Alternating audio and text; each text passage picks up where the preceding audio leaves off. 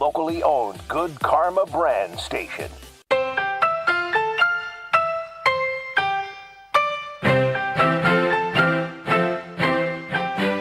Broadcasting live from the Gruber Law Office's One Call That's All studio at the Avenue in downtown Milwaukee. This is Kyle Brust and Nortman, KBN on ESPN Wisconsin. Here's Kyle Wallace, Ben Brust, and Brad Nortman.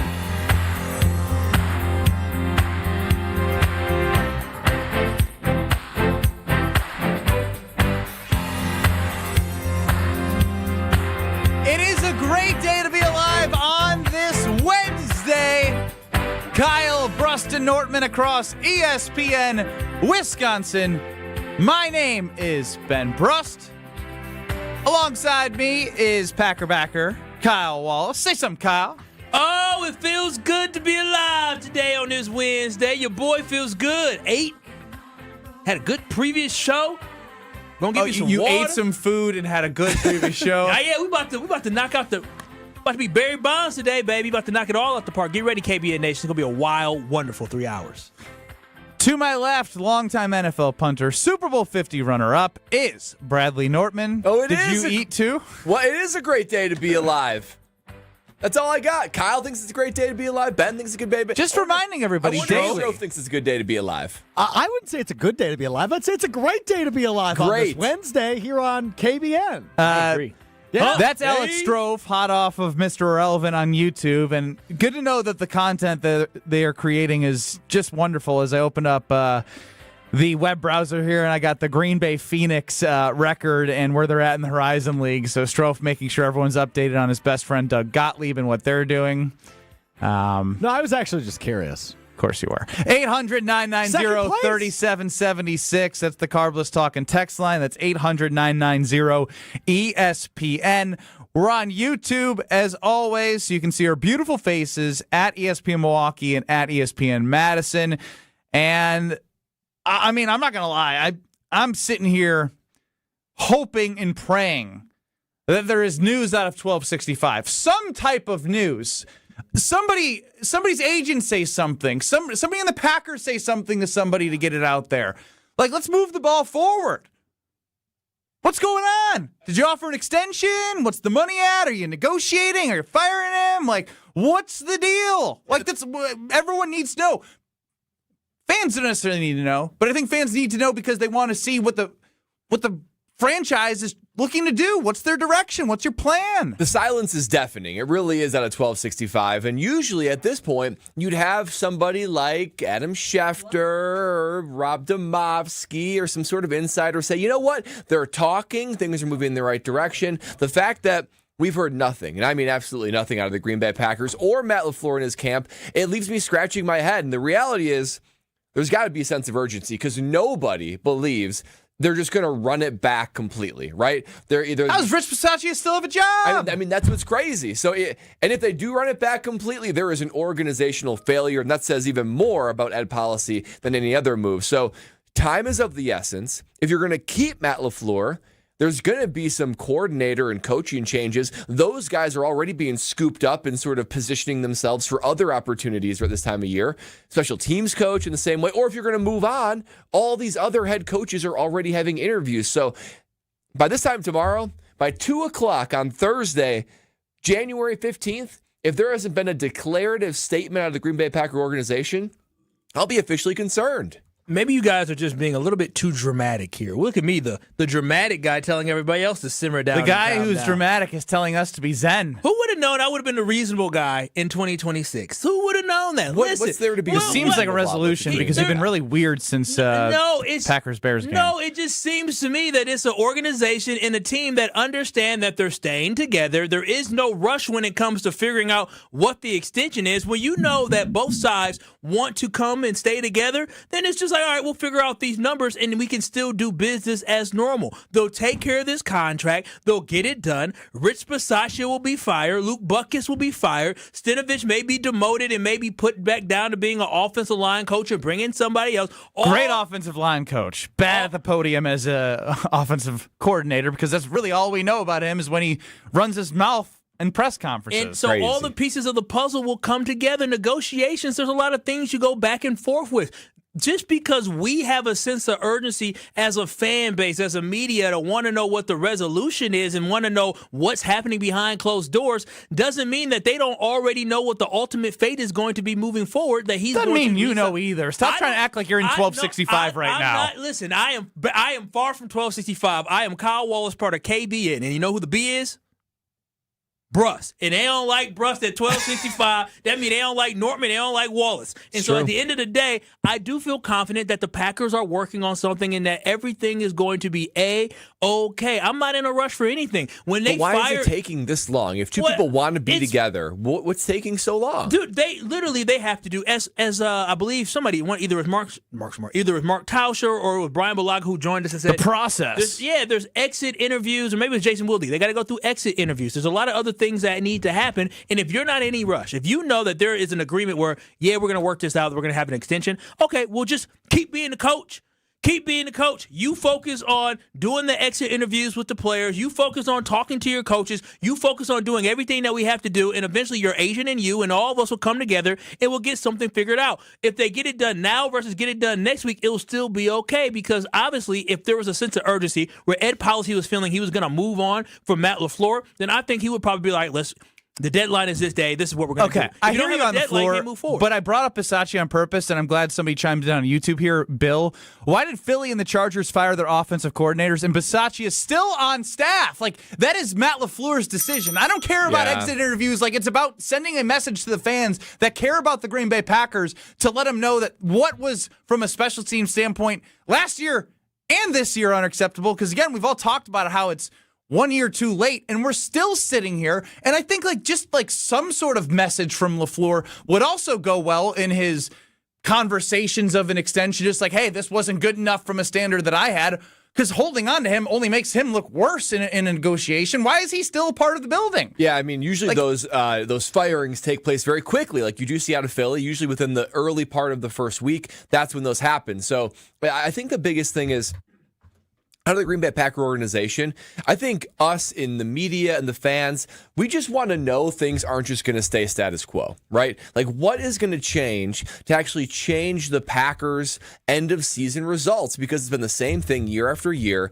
Matt LaFleur holds on to coaches probably a year too long. We saw it with Joe Barry. We see it with Rich Bisaccia. And honestly, too, Jeff Hafley is a favorite to be the Miami Dolphins head coach. So you're going to have upheaval there. So I don't know why Matt LaFleur is hesitating to make a statement of his own to get ahead of it, even if he knows that he's going to be back. There's really something to be said about a message being delivered, because the concern is we just can't have status quo. We can't have same old, because same old will result in the same old results. 7th seed, early playoff exit. What are we actually going to do to make things different? Well, maybe that's part of the conversation as well, where they're talking about, are we going to get more money for staff? What do we think about moving forward? Maybe that's all part of the conversation in the negotiation as well. I just think that, I don't know, a lot of these presidents and leaders and owners already have ideas of what they want to do even before the end result even happens of the playoffs. Policy has known this the entire season. Yeah, he has known this conversation. So now they're just taking their time and bringing out coffee and tea and figuring out together with their feet up. If there is no resolution by Friday and we go into the next week and we get to Monday and there's still no resolution, then I'll be like, okay, what is happening? But right now I feel like this is the week where you have time to figure things out. You'll figure out that you're going to fire Rich Bisaccia. You'll find a replacement. Like there's no real rush right now unless you're going to fire your head coach. And I don't believe that is the thing that is going to take place here in Green Bay. Matt LaFleur will be back. He will be under contract and some heads will roll. I'm glad that I'm not the only one feeling this. On the Carbless talk and text line 800-990-3776, Tyler in Bayview chimes in. Kyle is really calm, but also panic rambling. I feel a flip-flop coming. I think he's just pointing out the weird energy that you've had since the Packers lost to the Bears. You've just been like holding the water for LaFleur. You're so excited for him to bring, his mind back and his time management back and his timeout situational things back and holding on to Bisaccia. Oh, it's all good. Like, there's no urgency from Kyle Wallace right now. No. There is just sit back, relax, everything's great. We just went 3 straight 7 seeds, but this is great. I'm Kyle Wallace. I'm calm. It's my new me. No, I mean, the season's over. I mean, there's nothing the Packers can do from now until the end of our show and now to Friday that's really going to be earth-shattering other than firing Matt LaFleur. So at this point now, it's not like the hottest defensive coordinator, offensive coordinator is going to be gone. No, there's 9 head coaching positions that are open. And once those get filled, because all the hot coordinators, they're going to figure out if they're going to be one of the coaches to fill those voids. Now, once those get filled, then they start building their staff. So the Packers have time. There's just no rush. The Packers literally lost a game 4 or 5 days ago. Like, they don't play another game until September or I guess technically August of this year. Like, what did you say that is really important for you when it comes to change if it's not Matt LaFleur? It's the people around Matt LaFleur. Oh, 100%. I think yeah, and maybe if you make those changes, which Matt LaFleur can do outside of his extension that they're working on, then you can start the process of bringing people in for interviews. Who you bringing in? Oh, listen. The longer you wait, the less options there are. You want to start the process. You can start building culture right away, which we know is most important. We talked about the culture over and over and over again. So if it's a culture thing, an accountability thing towards Matt LaFleur, do things and show what you're putting into action to make people feel like there's a plan, because right now everyone's just sitting in limbo. Well, there is a game of musical chairs being had, right? Not only with head coaches, but also coordinators, assistant coaches. And you see how important it is with Jeff Hafley, even Campanelli, who was the linebackers coach for the Packers, and now the DC and Jags. Like, there's a musical chairs, and there's an arms race of sorts to get all the best young coaches. And if you're not doing that now, or if you aren't getting ahead of it, there's just a risk that you could fall behind. Brad, all the best young coaches are probably still on one of the teams that are in the playoffs right now. The quarterback coaches, the linebacker coaches, whatever it is, those guys are still coaching currently right now, so you probably can't even talk to them yet. I'm just telling y'all this right now. But that's not the whole pool. I mean, it's not the whole. But do you want somebody from a 4-12 team or 4-13 team? But here's the thing. If it's a higher Here's position. the thing. And as another domino that has to fall is there's the best odds right now, which can change obviously because these are very fluid, is Hafley being connected to different teams and interviewing for different jobs. If he goes, then a Campanelli, who's taken a job as a defensive coordinator, if that's someone who you're interested in, he's gone. So there is... He ain't leaving. He's staying in Jacksonville. Again, but he's becoming the defensive coordinator. No, he's already the defensive coordinator. Yeah. He has a chance to be a head coach for the Dolphins. But there's a level of Jeff Hafley identified him, brought him into the Packers, was able to build his staff, knowing that he's a guy that has a bright future. They hired Jeff Hafley like 2 weeks after the season ended. That doesn't mean it's a good idea. But those you want as much time as possible to pick the guys that you want, especially when you're in a position where if you're saying you want Matt LaFleur, then let's start bringing in guys to see who's going to help Matt LaFleur if that's your stance. Because that's a statement in and of itself. Like, we want Matt LaFleur. That's a statement by Ed Policy. We want Matt LaFleur. We got it done. He's our guy. So let's go and now look toward the future, start filling all these gaps, because there's going to be gaps. Dude, there's going to be gaps, but there's 9 head coaching openings. So what that means is that a third of the league, dang near, is sitting here looking for coaches where they need to also build a staff as well. So you have time, because if a third, there's 8. You have gone full Packerback or whatever Ed Policy and LaFleur are doing. You are on the payroll. There are 8 playoff teams still playing, and then there's 9 teams looking for a coach. I'm not a mathematician, but that's 17 teams. That is over half the NFL right now that ain't looking for any type of assistant coaches right now, because either they're playing or looking for a head coach. We'll be okay, fellas. We'll be okay. Calm At what? down. Bringing LaFleur back and being a 7 seed again, and you're going to just be like, yeah, that's exactly what I wanted. We're not going to be the 7 seed next year. We got higher hopes, higher aspirations. It's going to be higher hopes after year one, after you win a playoff game. And then you'll make your excuses. Went boom, and then Michael Parsons' knee went pow, and then also the patella tendon for Zach Tom went okay? That's what happened. That's where all our hopes went. Bad knees. Brad and I know about bad knees. I know a thing or two about bad knees. He overcame adversity. Yeah. And made it to the NFL. Kyle will continue to be carrying water, not just for LaFleur, but for the Green Bay Packers. We'll try and figure out what they actually need to be doing to make a decision sometime sooner rather than later. But Adam Schefter called Matt LaFleur a top-5 coach. Is he a top-5 coach? You tell us, 800-990-3776. We hear from Shefty, from Jen, Gabe, and Chewy. Next. You're listening to Kyle Brust and Nortman, KBN. He's a good guy. I couldn't believe y'all lost to TCU. Yeah, you and me both. Rough. On ESPN Wisconsin and the ESPN Wisconsin app. Whether it's live or in podcast form, you've heard us on air with all of our shenanigans. Gabe, I'm throwing some. Why are you throwing? I don't want. Now see your favorite 94.5 ESPN shows streaming on video. By me, by the way. I hit that microphone like 4 out of 6 times on that. Subscribe to ESPN Milwaukee on YouTube and get notified when we hit the air live. Plus, you can watch back any second that you miss and see original digital content too. Watch, listen, interact. ESPN Milwaukee on YouTube. New year, new ride. Start 2026 in style at Kunis. Bring in the savings with amazing offers on all cars, trucks, and SUVs at your nearby Milwaukee Metro Kunis dealerships in Oak Creek, Greenfield, and Oak Chevrolet on West Metro Auto Mall. Trade in the old and drive into the new with huge incentives and rebates on all new in-stock cars, trucks, and SUVs from Chevrolet, GMC, and Buick. Better tech, better safety, better payments. Plus, we have pre-owned payments for every budget and over 2,500 pre-owned cars, trucks, and SUVs to choose from group-wide. And don't miss this month's service specials on brakes, tires, and oil changes. I'm Scott Kunis, COO of Kunis Auto Group. We would like to invite you to take advantage of these great monthly specials. And remember that your vehicle will be covered by our exclusive no-fear lifetime powertrain warranty, included with new and qualified pre-owned purchases. Call or stop in today for your VIP appointment. New year, new ride. Start your search online at shopkunis.com. Let's get the latest from Lambeau. This is your green and gold fix on 94.5 ESPN. Brought to you by Z-Bart of Greater Milwaukee. Why Z-Bart? Because you don't want rust holes in your expensive vehicle. Let Z-Bart keep the rust away with professional rust protection. Only at Z-Bart. Well, the rumor mill surrounding the future of Packers head coach Matt LaFleur continues to swirl. Star edge rusher Micah Parsons, meeting with the media at locker cleanout on Monday, had quite the endorsement for the Packers head coach who just finished year number 7 in Titletown. When I agreed to come here, you were part of the reason why I came here. I want you a part of this, and, I love you, and, I think you're a great coach. LaFleur is entering the final year of his contract in 2026, and new president and CEO Ed Policy said before the season he would like to avoid a lame duck year. I'm Alex Stroh. This has been your green and gold fix on 94.5 ESPN. Brought to you by Z-Bart of Greater Milwaukee.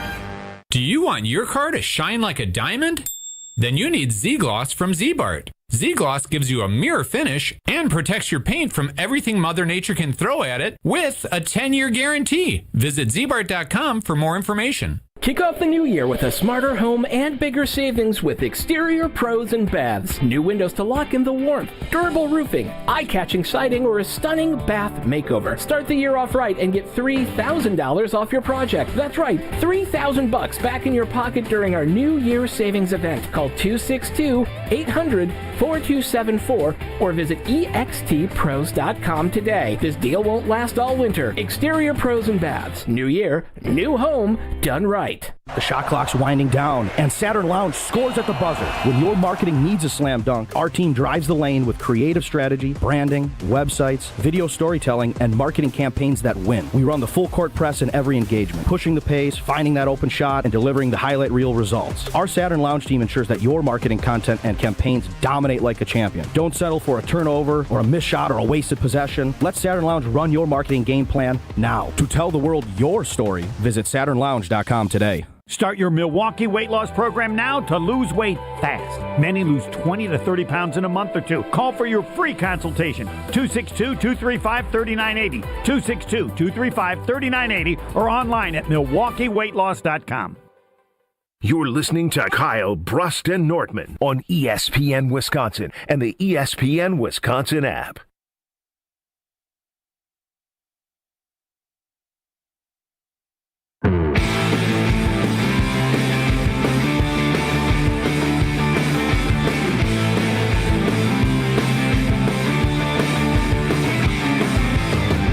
Kyle Brust and Nortman across ESPN Wisconsin, UKBN Nation with your thoughts At 800-990-3776, Kyle being called out for blind fandom by JB and the V.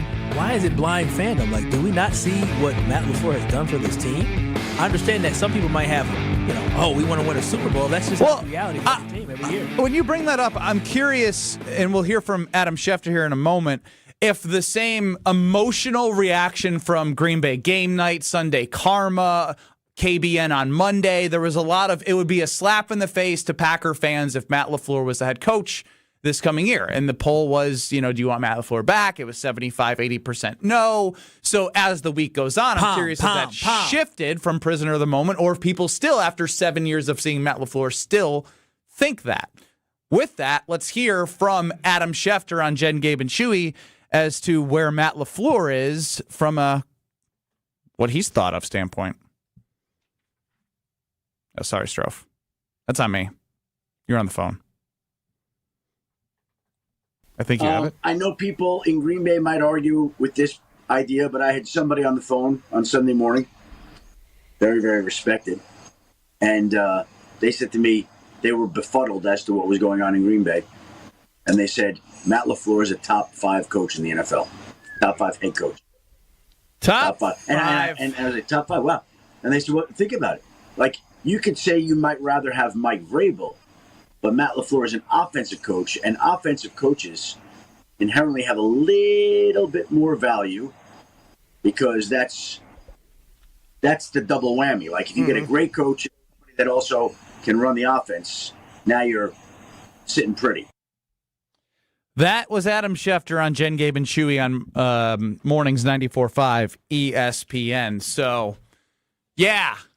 Top 5 head coach. I understand the play calling value that he does bring from a head coaching standpoint, but there are some defensive coaches out there that are in the playoffs as well right now, so you can take that for what it's worth. What do you think? Do you think he's a top 5 head coach in the NFL? Because that's high praise from a very, very, very respected individual per Adam Schefter. Yeah, I mean, top 5 is just crazy. That's ludicrous. I don't know who he's talking to, but top 5 is absolutely insane. Now, you're top a league 5 source guy too, though. You played in the league. What's that? You're a league source guy as well. I'm a league source guy, and Matt LaFleur, I believe, is probably respected and well liked, and certainly you got to give credit for what he has done because he has done a lot. However, top 5 is crazy. Let me give you 5 people that are inarguably better coaches and considered in the top 5 before Matt LaFleur.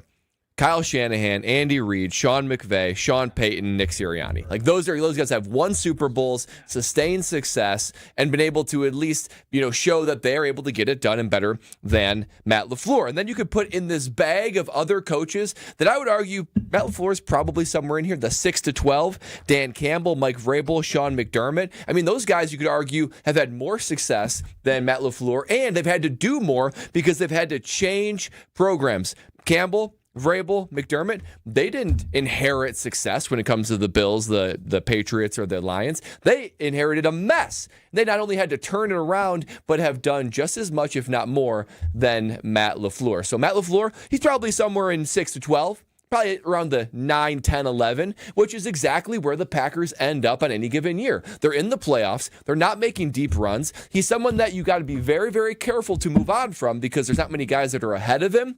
But to say that he's a top 5 head coach and the Packers would be absolutely lost without him, I just don't think that is true. And that didn't even include John Harbaugh or Mike Tomlin, who are currently out of jobs right now. So top 5. Come on, Shefty. Come on. Who you talking to? Yeah, sources, bro. Who sources. You talking to? But, I mean, the caveat that the source gave was the fact that they put a lot more value in the fact that he's an offensive mind. And when we talk about him being an offensive mind, that can't be denied. This offense consistently is a top 10 offense, top 15 this year overall, some slippage at the end. But with this team being top 10 in offense, you can't get mad about that. They score a lot of points typically with Matt LaFleur, which puts them in the top 10 typically as well. And then the way I look at it is I don't give more of a weighted towards because you're an offensive mind. Would I make him a top 5 coach in the NFL? No, he can't be a top 5 coach in the NFL because he doesn't have a Super Bowl to go along next to his name, and nor does he have, I would say, the level of success that you have seen from a Kyle Shanahan. He's definitely top 10, but he's not a top 5 coach. But getting a top 10 coach is something that is extremely hard. Again, there are 9 NFL coaching openings right now.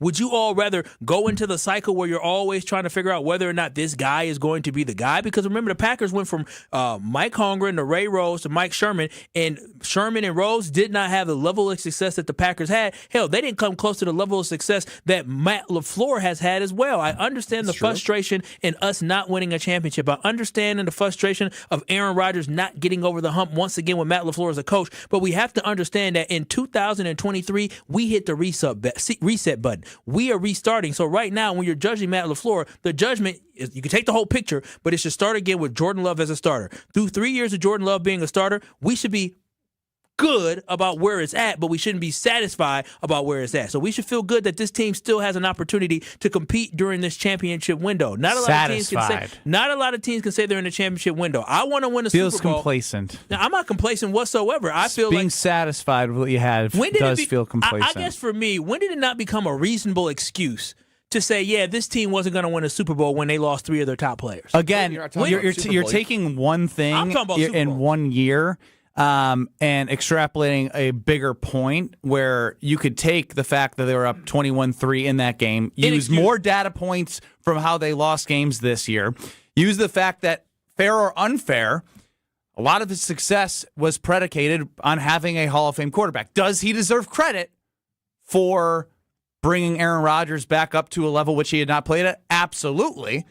But like, you have to take into account that he had a Hall of Fame quarterback as part of his 2 NFC Championship appearances and a number 1 seed in which they blew with him as the head coach. Look what he's doing with Jordan Love. Like, we got to give more credit to what he's doing with Jordan Love. His record is 37-30-1, so it's slightly above 500 in the regular season, and he's a regular season head coach.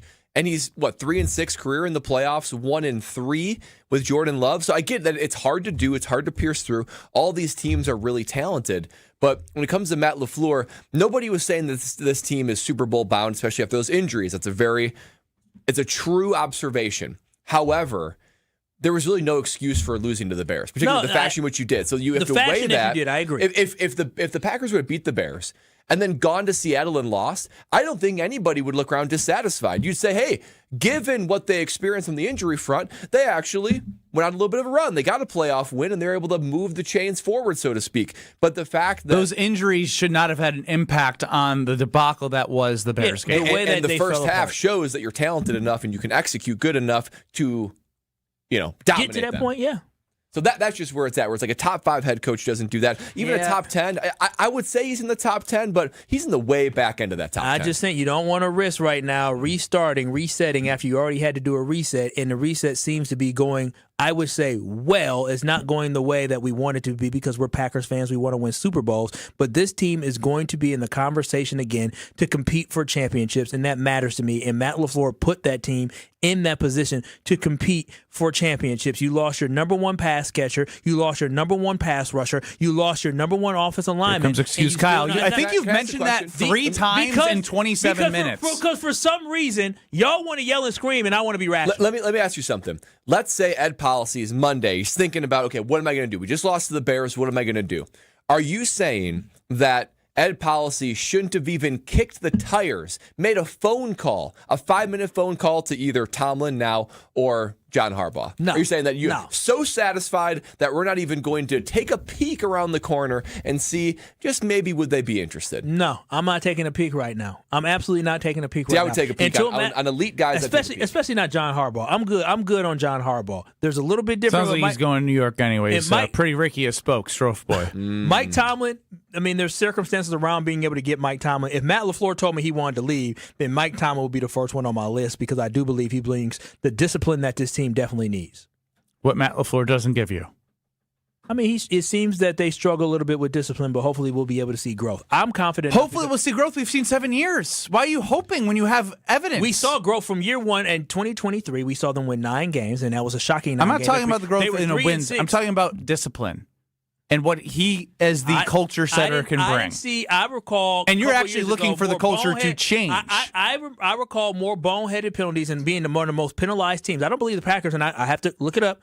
I don't believe the Packers are one of the most penalized teams like they were a couple years ago. That was a frustration that we had, and it seems like they cleaned it up. Now, did we have moments where we're like, this guy, get them together? Yes. But as a whole, as a team, I don't think they're one of the most penalized teams like they were previous years. I guess penalties. Yeah, is part of I guess jumping on the pile for no reason. That's a guy. That's a guy who also was doing it throughout the year and then did it in the biggest game, which goes to your culture and coaching. It's penalties plus game situation. How are you using timeouts? Are you taking delay of games? Are you just meeting the game situation with a level of discipline that comes up in penalties for sure, but it's also game situations that sometimes he does well in.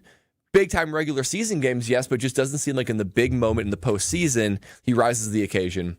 Discipline or not when it comes to penalties or game situation. Again, I'd rather be with the devil I know than the devil I don't. Kyle Mouse. You can call me Kyle loves Matty You can call me whatever you Mouse. want, but I tell you this: when Matt LaFleur, Jordan Love, and this Packers organization wins a championship, don't be mousing me. You can't celebrate with us. I feel pretty confident. You stay over there. I feel pretty confident saying I don't think Matt LaFleur won a Super Bowl with the Green Bay Packers. The way you jumped on that bandwagon to beat them stupid ass Bears. The Bears. Who were they up 21-3? That Matt LaFleur is the reason why they lost. You stay when I'm it's fine. Keep carrying his water. When me and Strofe is doing the Pack Arena next year, all excited about our Packers winning the Super Bowl. Don't you thrust at me. You stay over there. I'm gonna be thrusting. Don't you thrust at me. One pack of two, pack of three, pack of arena. Hey, Pack Arena. All right, Strofe, you think they're going to win a Super Bowl next year with Matt LaFleur? I think they've got a damn good shot, yeah. That's my boy. My Packer backer is back. Keep carrying water, boys. I don't think that's carrying water. And I don't think you have a good explanation as to why it would be carrying water. Why can we trust Matt LaFleur in the playoffs? Yes, he's 3-6. He's 1-3 with Love. The minute the ball kicks off in the playoffs in the 2026 season, but you're smarter than this. You're Tell him, Stroh. Wow, that was rich. You're smart enough to know that if/when Matt LaFleur and the Packers agree to a contract extension, that there will be thoughts around that. It's not just going to be run it back in terms of a coaching staff. So you're talking about give him a game manager, give him a disciplinarian coach around him. Exactly. See, I told you were smarter than that. What exactly is Matt LaFleur doing? Calling plays. He's doing that's all the things that head coach should be doing. No. Again, you're smarter than this. You were on the right track, but now you're backtracking. You should have the understanding that Matt LaFleur is the CEO/offensive play caller. Yes? Agreed? Yes. Now, what they need around him is experienced assistant coaches, because I sent you guys an article today. It's astonishing how far down the list in the NFL in terms of actual experience on an NFL sidelines that their assistants. That's on the coach. I agree with you. But that's what needs to be changed, and that's why this is being dragged out, because I think they need to come to an understanding that Bisaccia needs to be gone. Stenovich likely I feel like the Packers are keep doing things like a year too late. They're like, oh, now we need the discipline. But it burns you. No, because this is clearly only year 2 of their all-in swing, right? When you trade for Micah Parsons, that's year 1 of your all-in swing. Things kind of crumbled, right? Tucker Kraft, Devontae Wyatt, Micah Parsons go out. There's still plenty of time under Jordan Love, under Matt LaFleur, to get to the Super Bowl and reach that ultimate goal, which I still think Matt LaFleur can accomplish, but he does need better help around. So you want to basically shift power away from Matt LaFleur? That's not what I'm saying. That's how it sounds. No top 5 head coach would you want to shift power away Game day from. responsibilities, he needs more help than he's had. What about culture? What about like a team He that sets the culture. He sets the culture? He's the head coach. And you feel good about the culture he sets? I feel fine about it right now. Yeah, I'm feeling fine. We played Javon Bullard yesterday. Didn't seem to be any culture issues when we played that audio. That's one player. Javon Bullard. Yeah. But we did the same thing last year. We played Tucker Kraft at the end of the season. Oh, you guys were like, well, this By the way, at the end of the season, after 3 straight 7 seeds. Made the playoffs 3 years in a row. That's it's awesome. Everyone now is telling me that they're just good with the playoffs with Matt LaFleur. That's not true. But what we're saying the is evidence would say yes, it is. We like listen, we like what we're seeing on the field. Again, I keep saying it because we have to understand it matters.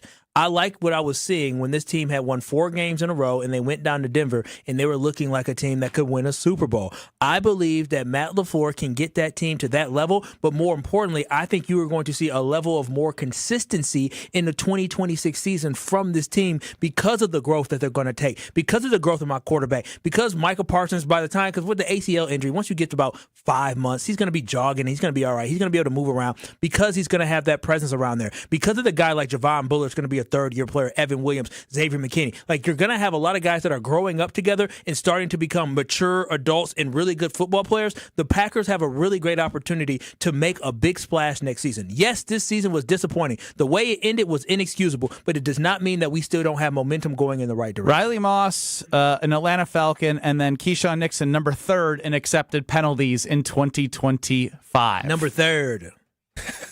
Dummy. Riley Moss, an Atlanta Falcon, and number 3rd. And number 3rd. And with 11 this year, 10 last year. Really good with discipline and culture.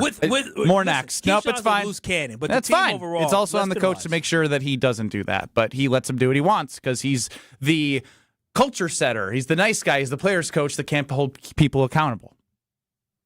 Kyle carries more water for the Packers next.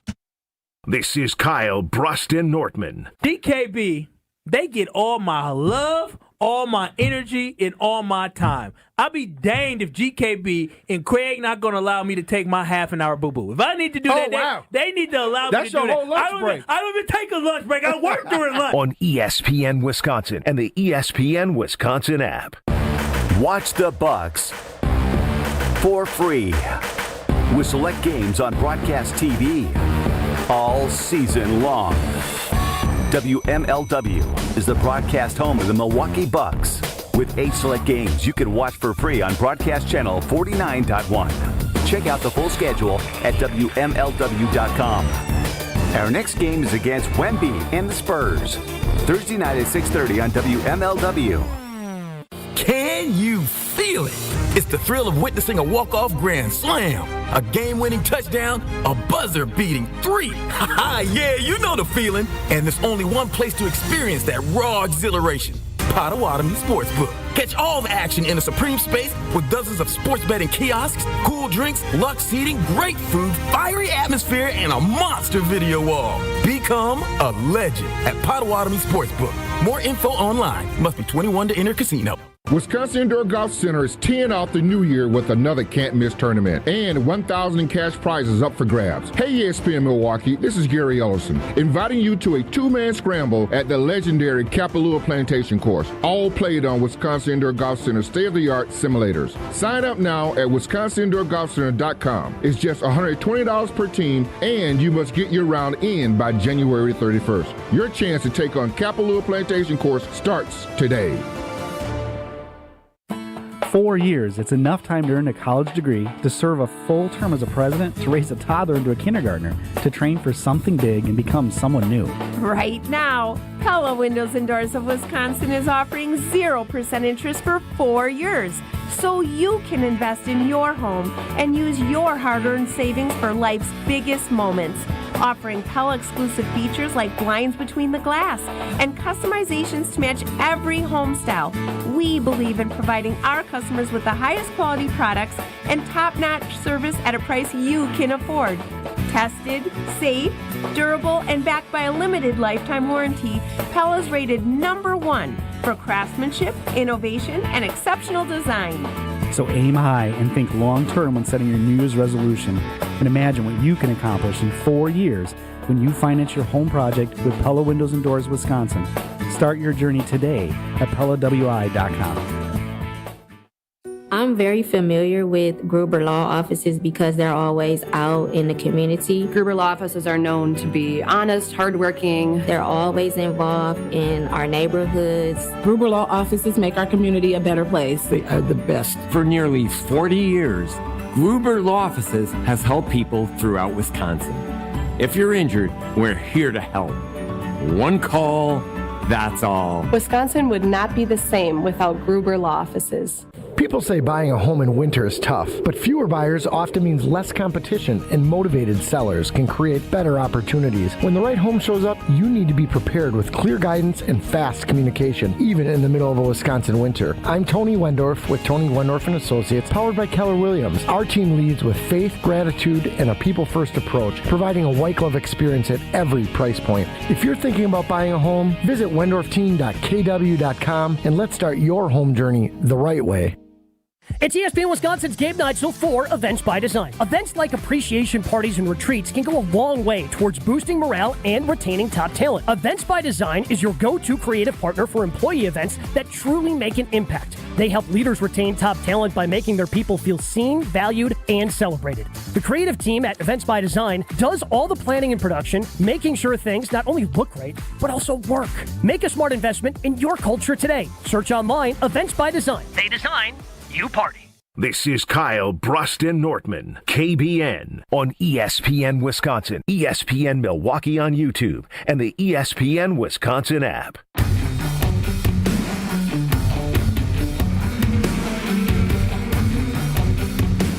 Kyle Brust Nortman across ESPN Wisconsin. Still waiting on any news out of 1265 in Ed Policy and Matt LaFleur likely having conversations about an extension, what Matt LaFleur will accept, because I feel like the longer this goes, the more likely it is that Matt LaFleur will be the coach. And so if he is the coach, what are those next steps to make sure that the Packers can get over this 7-seed, 1-3 playoff record hump under Jordan Love? Why are you looking at me like that, Kyle? Because if he is the coach, you would be very upset then, right? I would just be like, yeah, I already know what the season's getting up by the end of the next year. Okay. Might as well we don't have to do shows anymore. So why play the game? We don't have to do shows anymore. We already know the end result. Ben Brust already knows what's going to happen. He's Ben Stradamus. Ben Stradamus really nailed my Packers-Bears predictions, though. Crazy. Yeah. Yeah, Strofe? Jeff Hafley completed another interview? Yeah, he's going to get a head coaching job. Why are you huffing and puffing? Yeah, you knew this was going to happen. Yeah, I know. There's all these openings, and I just don't want to accept it, you know? The one real tone setter on the team and the coaching staff. Go. Wild. You are really down on LaFleur. I'm not down on him. He's just speaking what he's observed. He's a great offensive mind. He deserves some credit for developing this offense in Love, for sure. But he's average at culture implementation, and he's a bad game manager. You know what's crazy about y'all saying he's average at culture? It's crazy that a guy makes the playoffs and wins games. Like, yes, makes the playoffs almost every single year he's a head coach. Hang on, you got to grab the water. And also wins games during the regular season. I admit 3-6 in the playoffs is bad, but how is that bad culture? It's not exceptional culture, but bad culture is getting fired. Every big game, he does not come out on top on. Even if you add in the basically playoff game that they had in 2022 to beat the Lions, go into the playoffs at Lambeau, home when they had nothing to play for. 3-7 and win or go home games. I just think to say that it's bad culture is he's been saved by the playoff expansion. No, I said he's average. He's averaging culture. If he had to restart a culture that wasn't the Green Bay Packers, already very implemented and set culture, I think he'd struggle to do so. I mean, I think you guys are extremely more harsh on him overall because we're athletes. We like our coaches to hold us to a high standard. Okay, sure. All the championships y'all won, just like Matt LaFleur. Wow. But my whole point at least we got on the field in the court. That's very true. I was doing a lot of clapping. I was like, all right, there, I see you, Jeff. That's pretty good, Kyle. Good job, Jeff Donovan. Good throw, buddy. But Brad, just say, huh? I'm laughing at you in the bank account. I'm not. But I missed NIL. But my whole point is this. This coach, Matt LaFleur, wouldn't be a guy that would be considered a top-5 coach, according to a league source. It wouldn't be a guy that, if he was available, that would instantly find a job if people didn't believe that he can build a quality, good culture. Again, I am not excusing the fact that this team didn't get it done in many instances with him being the head coach, but to say that is average culture, I disagree. He's not an average coach in the NFL, and his culture isn't average as well. He's a very good coach, but so far, he has not done enough for us to get to the point that we want to get to, which is a championship. I just don't know how you can trust him with the game on the line. I stand by, if Ed Policy looks at the landscape and say, I cannot do better than Matt LaFleur, then you have to keep Matt LaFleur. You cannot fire him and figure it out later.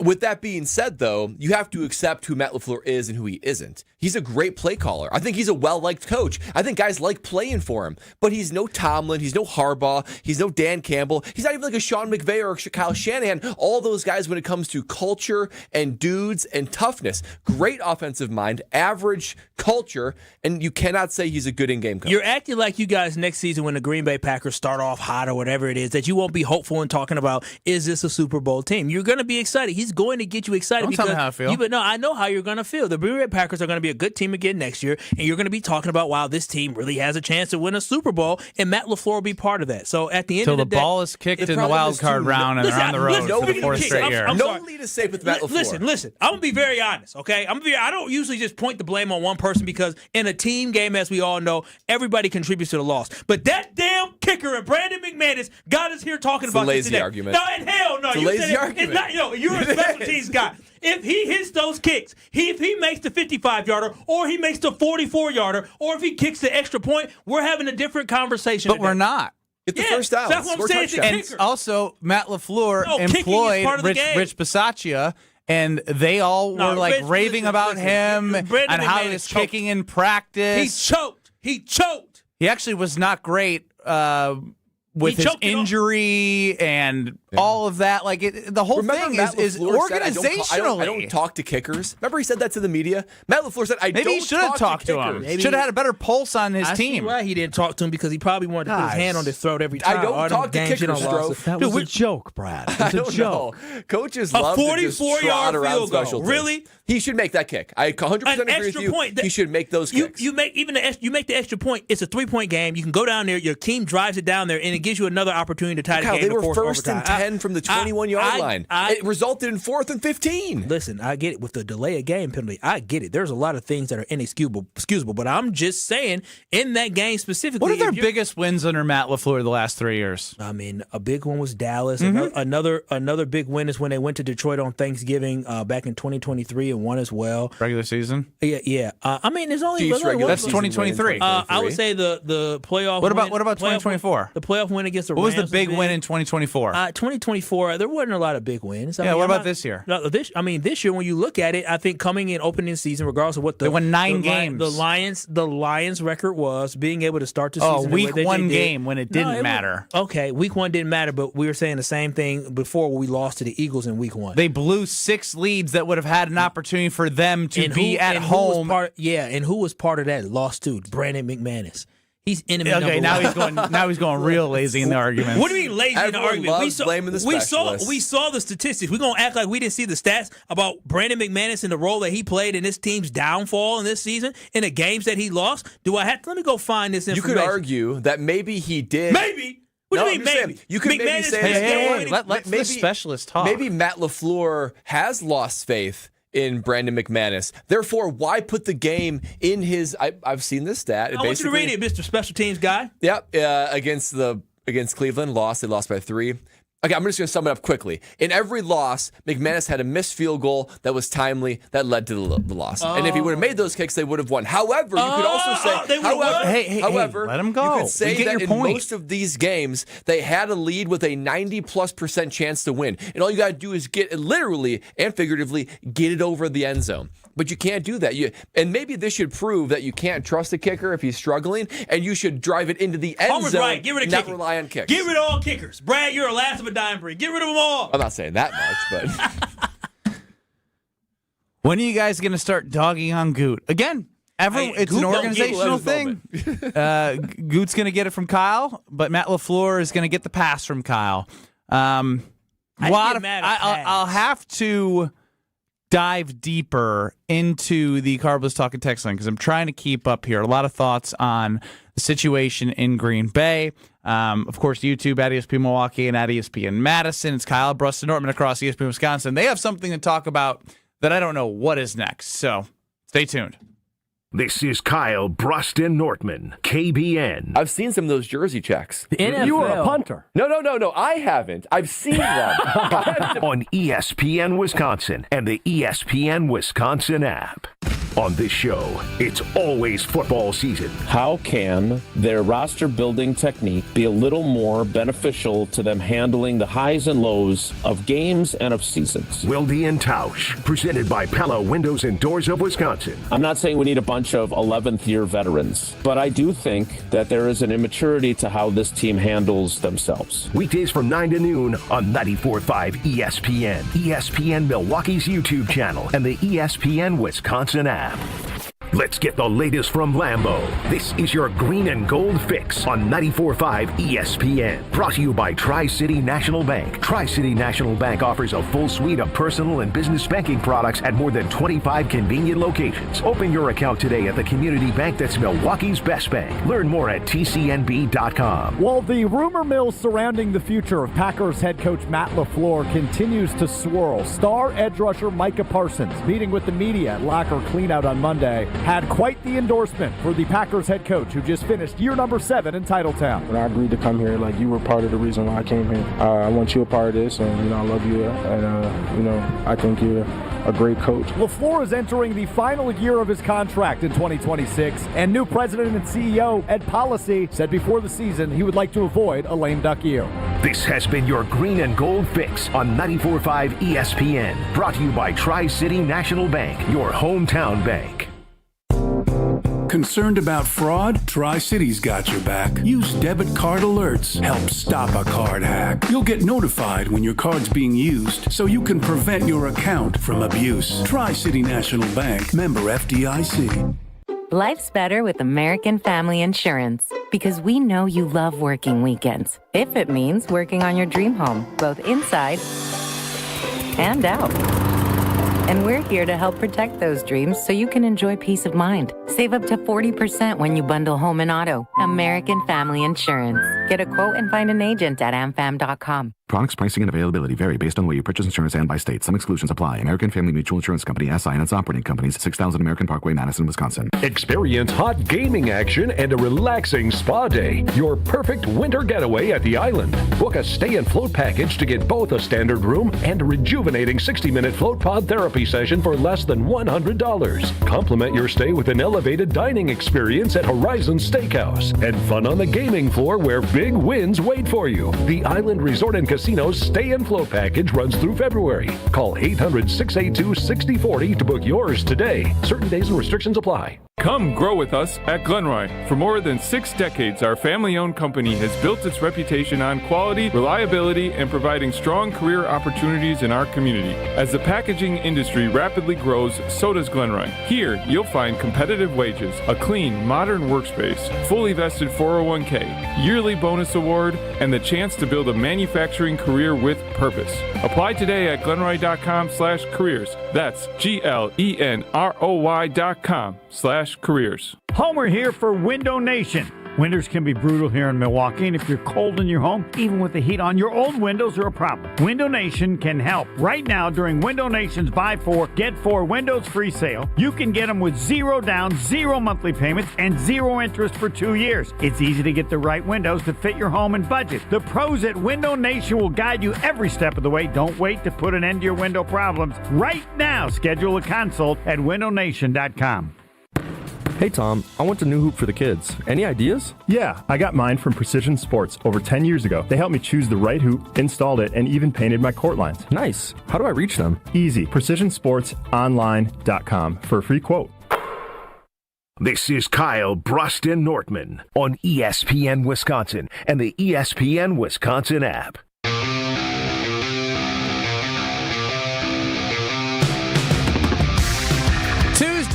January 20th, KBN will be in Madison on site at the UW Bookstore on State Street from 2 to 5 p.m., celebrating IKEA's brand new partnership with UW-Madison. IKEA is now closer than ever with their new pickup point inside University Bookstore. You can order online and pick up as soon as next day, and it's free for IKEA family members. Think about all those times if you're in the age of going to college, or you're in college, when you need those last-second things, or if you're a parent and you want to send a nice gift for your student to pick up at UW-Madison, well, you can do that at the new pickup point of the University Bookstore, and just become an IKEA family member, and it will include free Madison pickup. We'll be there Tuesday, January 20th, the UW Bookstore for IKEA.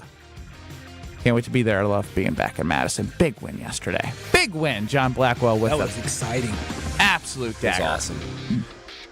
It is Kyle Brust Nortman with you until 5 o'clock. I don't know what you guys want to talk about here, so this is when I just turn it to Strofe. I can see him getting his, excitement, sitting up on a seat. What did I miss? I went to go get food, and now all of a sudden, Strofe is excited about something. Well, no, it was when you were on your other show. When Ben, great show, by the way. I do some really great shows. Well, we had a great company call, led by Ben Brust. He led the entire content sector of Good Karma Brands. I'm laughing because I knew Strofe is setting this up, and I'm waiting for We're talking about ESPN New York, ESPN Los Angeles, ESPN Chicago, ESPN West Palm, ESPN Cleveland, ESPN Madison, ESPN Beaver Dam, ESPN Milwaukee, 620 WCMJ, 107 The Truth. I said Chicago. What else am I missing? 95.3 WBEV in Beaver Dam. I mean, we're talking about 11 radio stations across the country. All of the digital content teammates, all of the podcast hosts are listening to one Ben Brust. At the edge of their seats, might I add. The edge of their seats. And Ben, frankly, you did a great job. I have nothing you really did. to pick apart about your performance, except, well, while you were also talking, what else were you doing? I don't know. You were sharing your computer screen. Yeah. If I'm not mistaken. No. What were you? I think I know what it is. What happened? And nothing. Is this the chat on the left? It's exactly what that is. What happened? So he showed his ChatGPT at one point, and it said recent conversations, and one of them said this: goat versus beef meat. It's troubling. Goat versus beef meat. What the hell does that mean? Wait, what? Ironically, so I went to Chicago with Greg Scalzo and his wife and my wife. We made a weekend out of it around Christmas time. We like to try and go, they have family in the area. We do. We drop our kids off and we do a night downtown.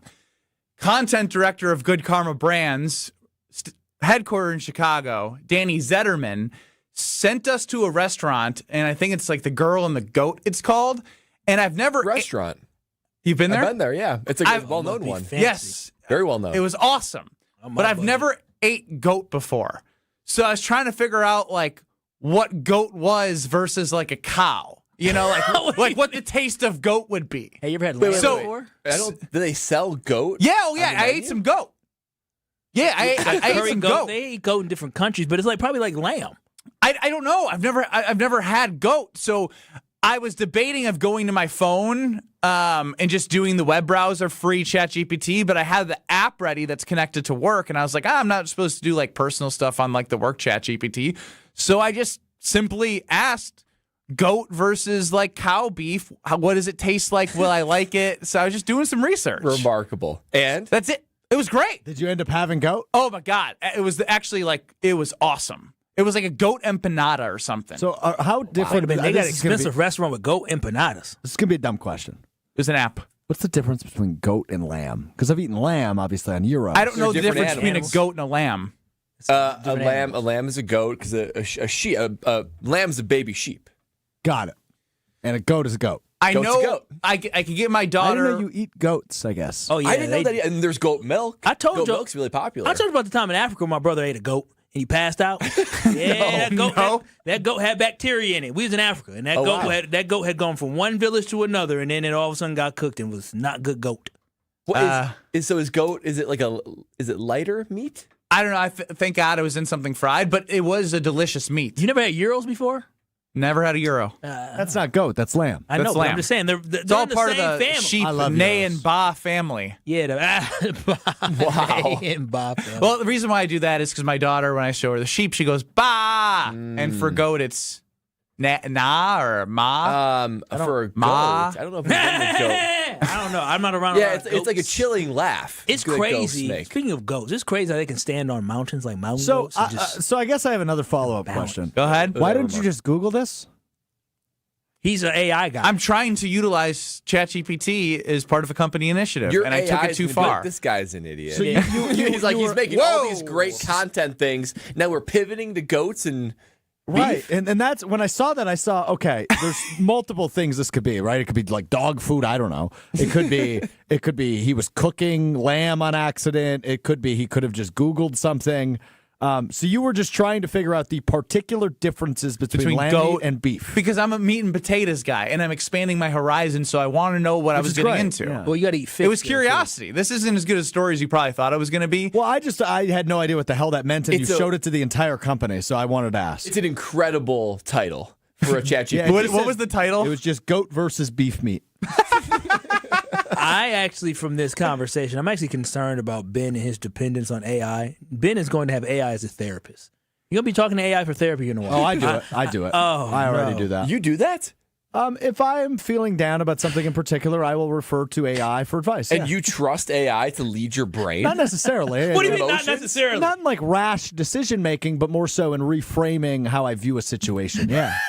So, dude, ChatGPT has become the Gen Z therapist. Oh, yeah, it's good. It's I don't know. It doesn't give you the human interaction of an actual therapist, and I would still recommend seeing a therapist. You can like tilt AI and like how you want it to be.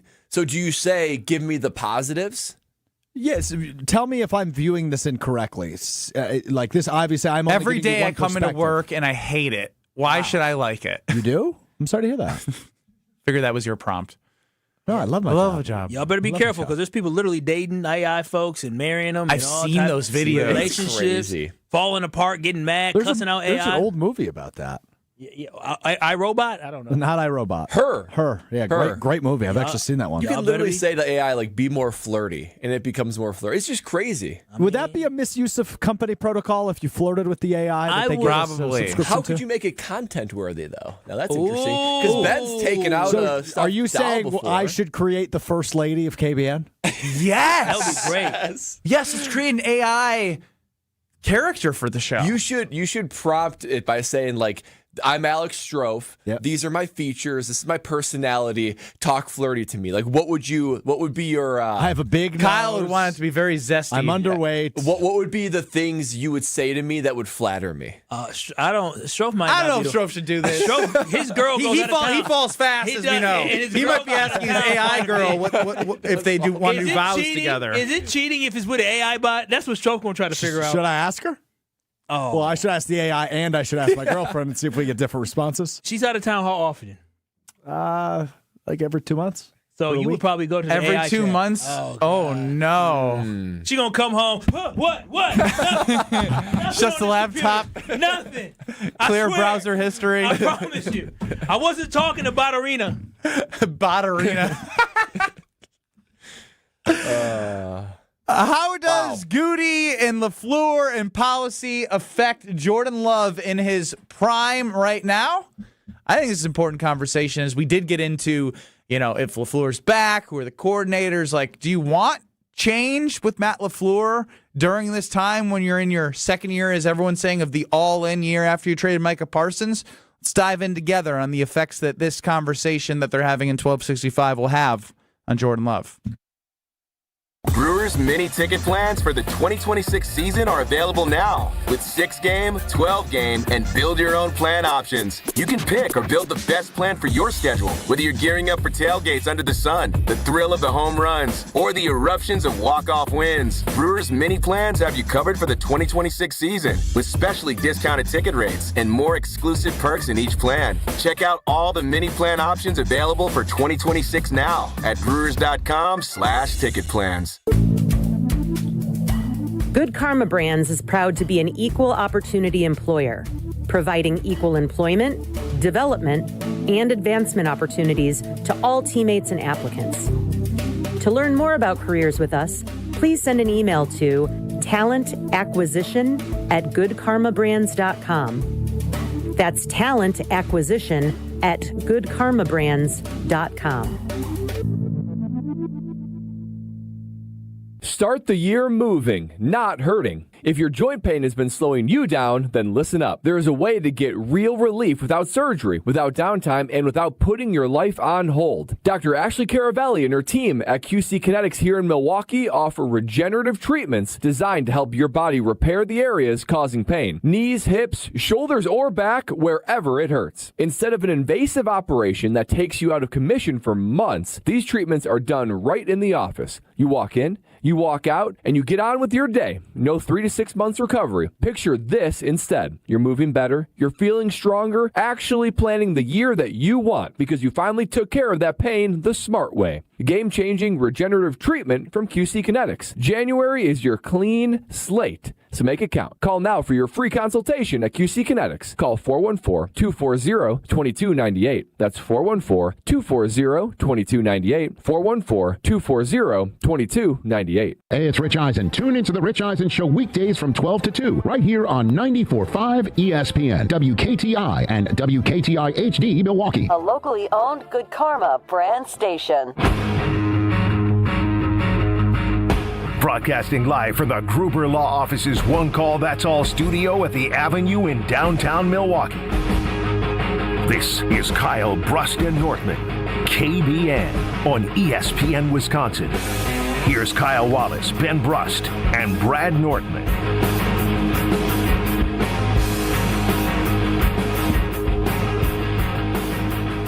Chef Ed chimes in on the Carbless Talking text line. If Strofe creates a AI girlfriend, if the AI girl knew about your athletic abilities, she wouldn't flirt with you. I'm sure there's some loser AI bots that would date him. You call my girlfriend a loser? That's exactly where your girlfriend. She would think it's cute. I'm pretty sure you just called my girlfriend a loser. That's what I heard. No, your girlfriend obviously is like, you guys remember the movie Shallow Hal? Yeah. She's like Shallow Mal, okay? Because what she sees when she looks at you is completely different than the rest of the world. He hasn't seen the movie Shallow Hal, so he doesn't get it. Remember in Shallow Hal, he had the big old panties. He was like, wow, where did this come from? The guy was basically hypnotized to see the woman's inner beauty instead of her external beauty. And so Kyle's calling you externally beautiful, but ugly as can be. It's what we just got to. Me externally ugly. Yeah, but internally beautiful. Externally. But I'm handsome. Yeah. All right. Yeah. Okay, Yeah. great. All right, we're all on the same page. 800-990-3776 is the Carbless Talking text line as Ed Policy and Matt LaFleur could be sitting next to each other right now. Or their agents are there, and they're talking about how to get them back on whatever extension. I know there's people who say, let them play it out. I don't know if that is a scenario that works for everybody. I guess, Brad, I do want to bring that up real quick before we pivot Jordan Love into this conversation. To you, why does it not make sense for Ed Policy to say, just play it out? Well, as much as even I would love that situation, be able to have a prove-it year for Matt LaFleur, the fact is Jeff Hafley's likely going to leave. You might need to make changes in your assistant coaches to actually improve your coaching staff. No coach in their right mind would join a team where the head coach only has 1 year left, completely on thin ice. When you're an assistant coach, you want to go to a place that has some level of consistency where there's some promise that I'm not just going to be there for 1 year. I'd like to be there for several years. The only way you can do that if you hitch your wagon to a coach that has some level of contractual promise to be there for more than 1 year. Matt LaFleur would be completely gutted and cut at the knees doing any sort of hiring underneath him because nobody would join just a 1 year head coach. So Jordan Love, obviously, he was signed to that $55 million a year annual contract. This will be year 3? Oh, is this year? Oh, the contract? Yeah. No, this upcoming will be year 3. Yes, this will be going into year 3 of that. You just made a huge investment with Micah Parsons, which is also part of this conversation as well. So when you look at the organization, you look what they're trying to do. For Jordan Love, is it something where, like, do you want to bring in somebody new from a head coaching standpoint? Because in the prime of this contract and where they're at with Micah Parsons, you don't want to – this is where the double-edged sword is here. You bring in a new head coach, you're learning a new system, you're building new culture. Does that slow down your team from getting where you want to be, or does it – or are you willing to see how it goes in a year, knowing that you really believe in the person that you're bringing in, which goes back to if you're going to move on from Matt, you got to know who you have. Or with Matt LaFleur then, are you just limiting Jordan Love because everyone thinks Matt LaFleur is not going to be able to take Jordan Love further than where he's been? This is why it's such a tricky situation that Ed Policy has. We can agree that there's better head coaches out there than Matt LaFleur. However, we can also agree that Packers aren't winning a Super Bowl unless Jordan Love is like a legit MVP caliber type quarterback. The problem is, and you see it in Philadelphia right now, Jalen Hurts is a really good quarterback, but he's going on his fifth OC. He will be his fifth offensive coordinator since he's been in the league. And you see what an offense last year that looks completely dominant. He was unbelievable in the playoff run. He was a Super Bowl MVP. You get a different offensive mind in there. This guy was a one-and-done offensive play caller for Philadelphia. And the offense looked broken, and they had an early exit. So this is my one concern. Well, there's many concerns with moving on from Matt LaFleur, but there's no doubt Matt LaFleur has cracked the code in quarterback developing, quarterback whispering. Could be Rodgers, Willis, or Love, particularly Love. He knows how to get the best out of Jordan Love. You need the best out of Jordan Love to make any sort of playoff run. So my fear would be you bring in somebody else. It's a new system, new play caller. You don't know Jordan Love, and that is a level of risk because you cannot have Jordan Love take a step back. He needs to maintain or take a step forward. So, and we know, based on past studies, we've talked about this on KBN, quarterbacks win most of their Super Bowls between 27 and 31. Jordan Love's going to be 28 next year. He's got 3 to 4 years really in his prime window. Do you really want to upset that? That is the one thing with Matt LaFleur, that he has a lot of leverage and something that I'm not sure I want to know unless I know exactly who that offensive mind is going to be. And I've got confidence that Jordan Love is going to thrive under him.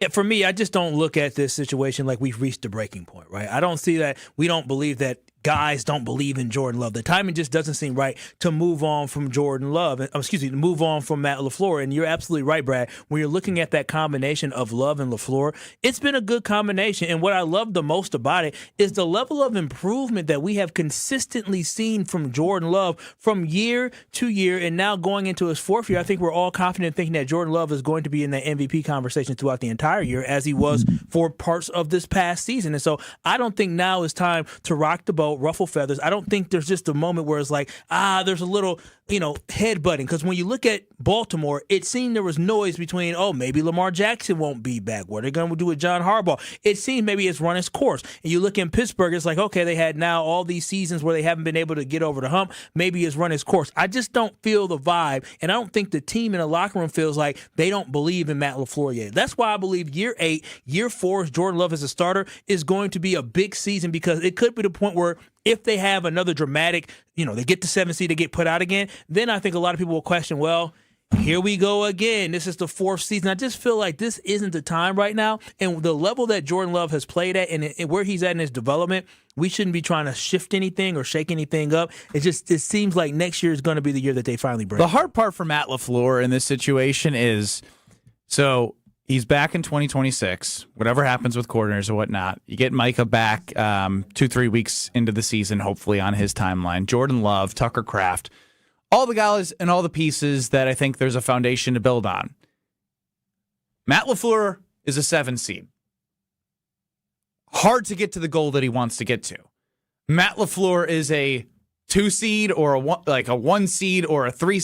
I feel like no matter what scenario he is in, it doesn't matter, right? If he makes the playoffs again, if he's a 2 seed and then loses or doesn't get to the NFC Championship game, it's like, all right, well, now we've done it every which way. We've done the 7 seed, we've done the higher seed. So it's almost like if he doesn't get, we talked about this, I truly believe now, no matter what the seed is, if he doesn't get to an NFC Championship game, I don't know how you bring someone back with the history of how he's getting you to a certain place with the investment that you've made in those pieces, in Jordan Love, and Micah Parsons, and likely signing Tucker Kraft, and the Evan Williams Foundation, Xavier McKinney, all these different things. And we got to see what the draft is. We got to see how aggressive Goody is in free agency. They got to do all the things in the offseason, like getting rid of some money on the books that we know is going to go away. A lot of There's so much that is going to happen, but it all will still come down to, will Matt LaFleur win the big game? Well, and whatever big game that is, if it's the 7 seed, if he wins one, obviously that's not good enough. It's not going to matter. He's going to have to win another one. No. So no matter where he is, if he doesn't get to an NFC Championship game, he's cooked in Green Bay at least. And I fully expect this team to be good enough to make the playoffs next year. Will they win the NFC North? Will it be wild card? I don't know, but you got Micah Parsons, you got Jordan Love. And the reality is they got a pretty good team, and Matt LaFleur's a pretty good coach, and pretty good coaches and pretty good teams make the playoffs. I can just imagine, though, fast-forwarding this time next year, no matter what seed they are, I don't care if they're the 1 seed or the 7 seed or anywhere in between, I just don't know how you can enter that game with any level of confidence that Matt LaFleur is going to have the game situation, have his guys ready after so many scars and so many speed bumps along the way. He just hasn't proven he can do it. To me, the trust is lost. He's going to have to earn it back, and you can only earn it back in those moments. Did you lose when you played in Jacksonville? And Gus Bradley was the coach. You were only there for 1 year under Gus Bradley. Yep. But when you were going through that season, had you lost faith in Gus Bradley and said, "Oh, they shouldn't bring him back next year"? It was his fourth year. I think we were won 3 games that year, so it was pretty bad. A little different. It's a little bit bad, and it's Jacksonville. You're trying to like scrape for identity and get things moving in the right direction. He could have worked under a different organization and a different team because we had a lot of young guys, a lot of immature guys, and he let us have a lot of freedom, and that freedom kind of became an issue. It led to Brad going on a summer trip where he came back and he said even the punter's out of shape. I was out of shape. Tom Coughlin said that, 6 weeks in Europe. What's Doug Moreau. Doug Marone said that. Yeah, I didn't take the weigh-ins very seriously. I was like, I'll get back into shape. I'm all right. So even the punter's out of shape this offseason. Was Tom Coughlin in the room when he said that or no? Oh yeah, he was always in the room. Did Tom look at you? I sat up front, so I don't know exactly. But I did. They made each guy stand up. So okay, to refresh what happened. Yeah, let's retell this. Pudgy.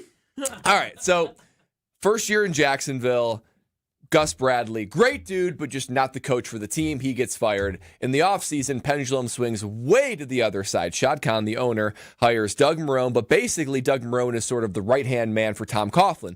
Tom Coughlin rules with an iron fist, and with an iron fist, he ruled. We had like all these games. We had ping pong. We had TVs. Whoop! All out of the locker room.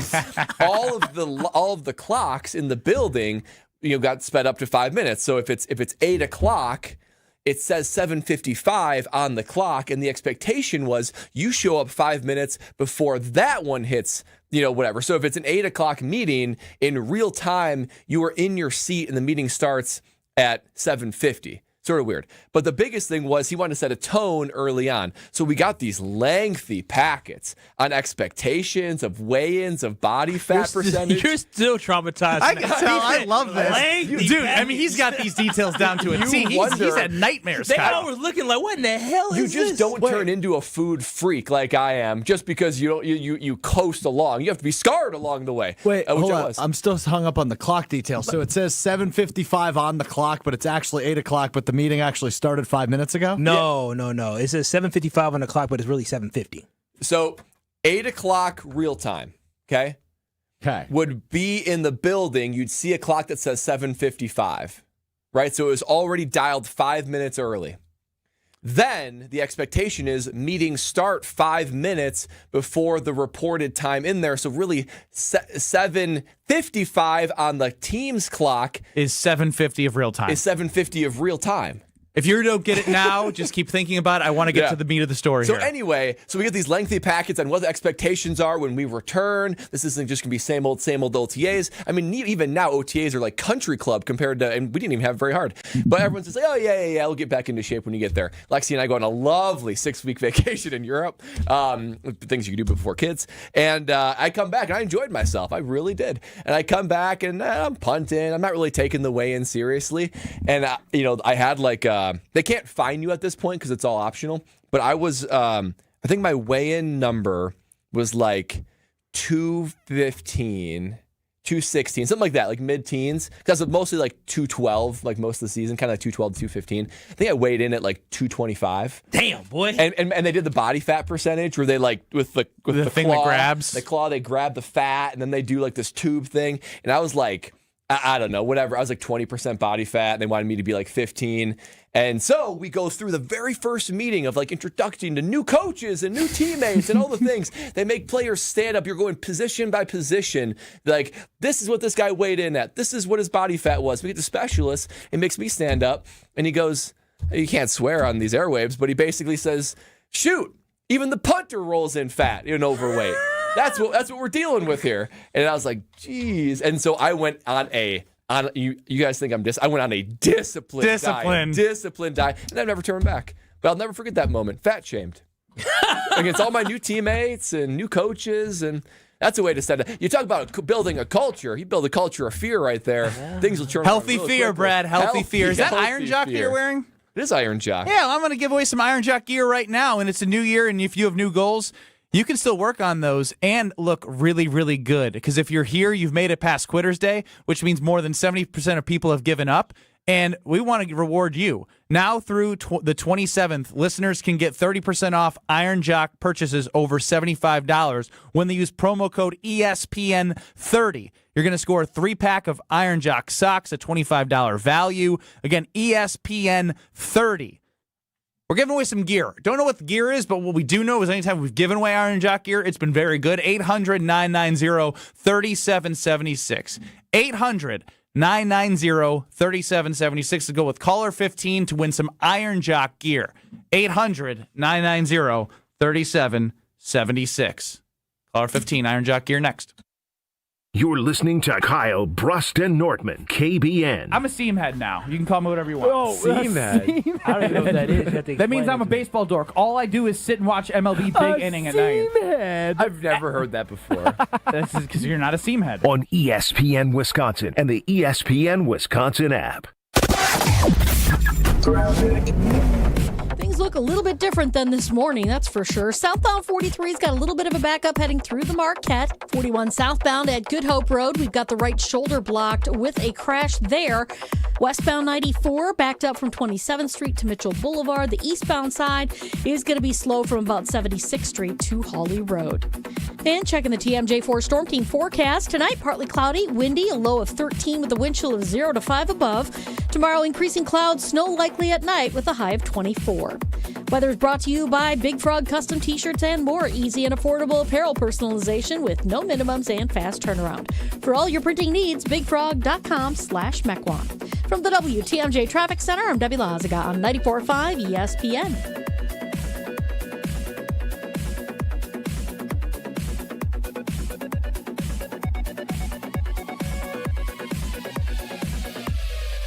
All day, every day. The Carbless Talk and Text line is open for you. First off, there is not one team that's on the fringe that scares me. 800-990-3776. The Carbless Talk and Text line. This is more. Every child deserves a safe, loving, and permanent home. Help the Dave Thomas Foundation for Adoption find families for children who've lingered in foster care the longest. Learn more at davethomasfoundation.org. Let's get the latest from Lambeau. This is your green and gold fix on 94.5 ESPN. Brought to you by Z-Bart of Greater Milwaukee. Why Z-Bart? Because you don't want rust holes in your expensive vehicle. Let Z-Bart keep the rust away with professional rust protection. Only at Z-Bart. Well, the rumor mill surrounding the future of Packers head coach Matt LaFleur continues to swirl. Star edge rusher Micah Parsons, meeting with the media at locker cleanout on Monday, had quite the endorsement for the Packers head coach who just finished year number 7 in Titletown. When I agreed to come here, you were part of the reason why I came here. I want you a part of this, and, I love you, and, I think you're a great coach. LaFleur is entering the final year of his contract in 2026, and new president and CEO Ed Policy said before the season he would like to avoid a lame duck year.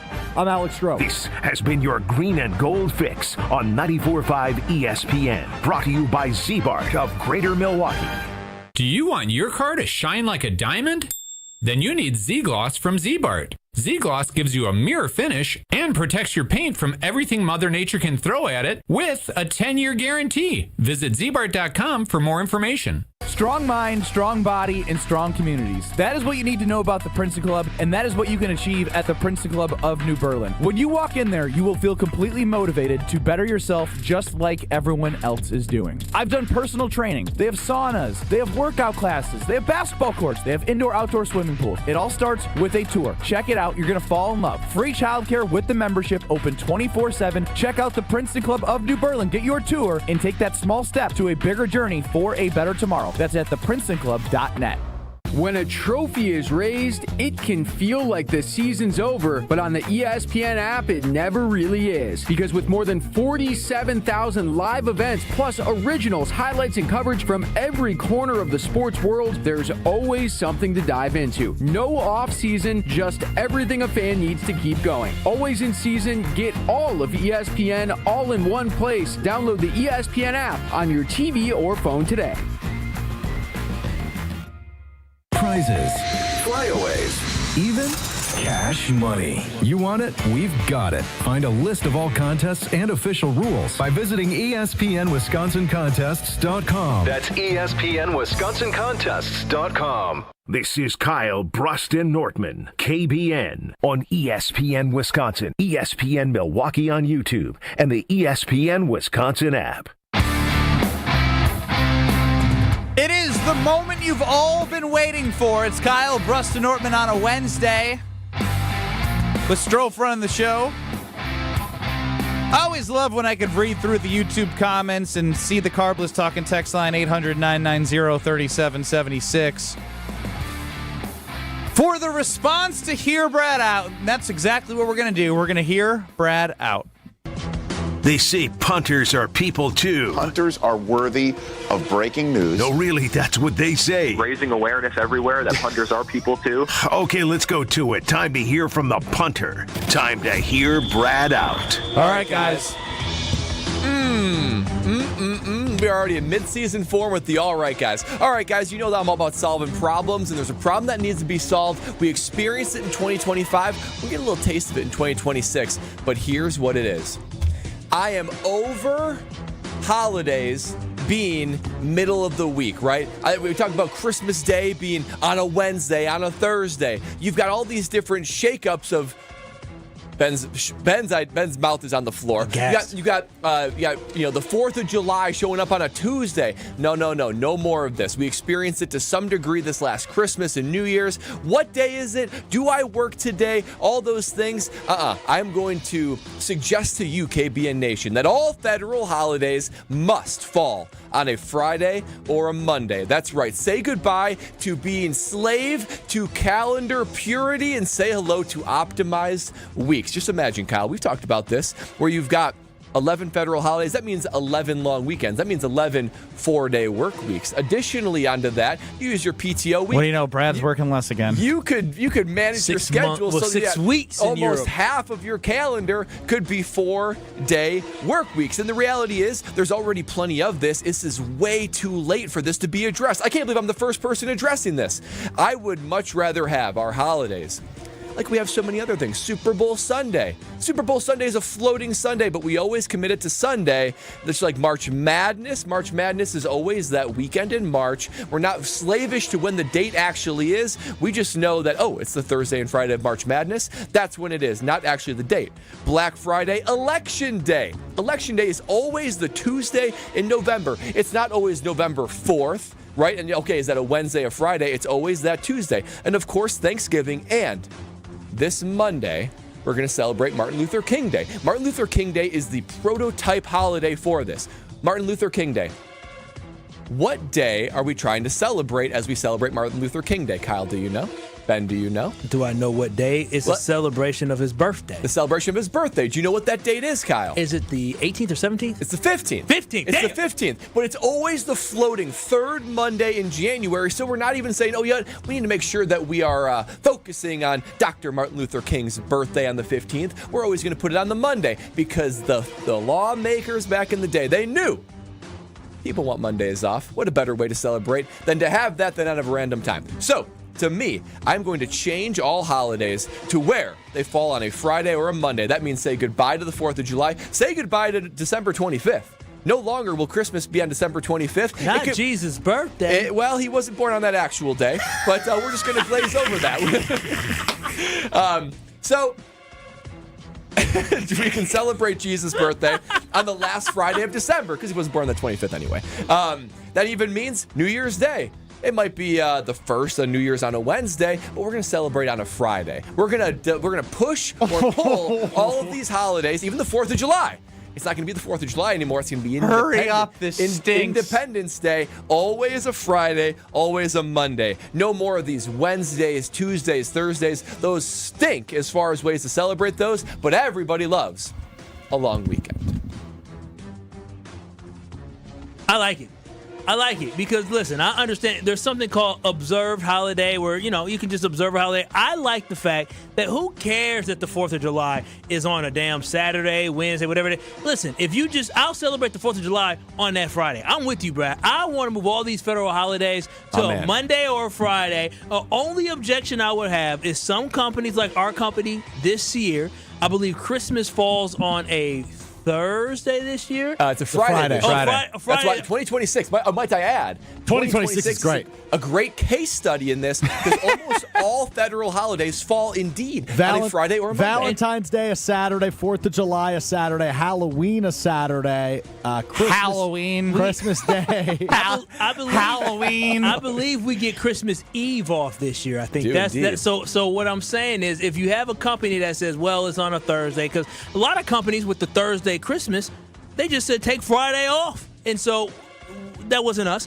But a lot of companies did do that. And so, Brad, that is the only backlash or pushback I give is that some of these corporations and companies says, just take the whole. Just take it. But I do like the idea because I do love a good a Monday or Friday off. If what's one holiday for one day, I'm like, okay, so if the 4th of July falls on a Wednesday, yeah, hate that. I don't mind it. Wednesday, Thursday, Friday off. Take some PTO and extend your weekend. It's not that it's not that easy though, Ben. Everybody ain't got a whole bunch of PTO. No, I save it specifically for the holidays to extend the holidays. But people need to work. Everybody can't take PTO. Somebody's got to work. So somebody's working Monday, Tuesday, Wednesday off, Thursday, Friday. How do you go do anything? So it is the Friday, Monday optimizes it for everybody. I'm on board. I like that because now I was all anti 4-day work week, but I don't know, man. That holiday season where I took some days away, I ain't gonna lie. I liked it.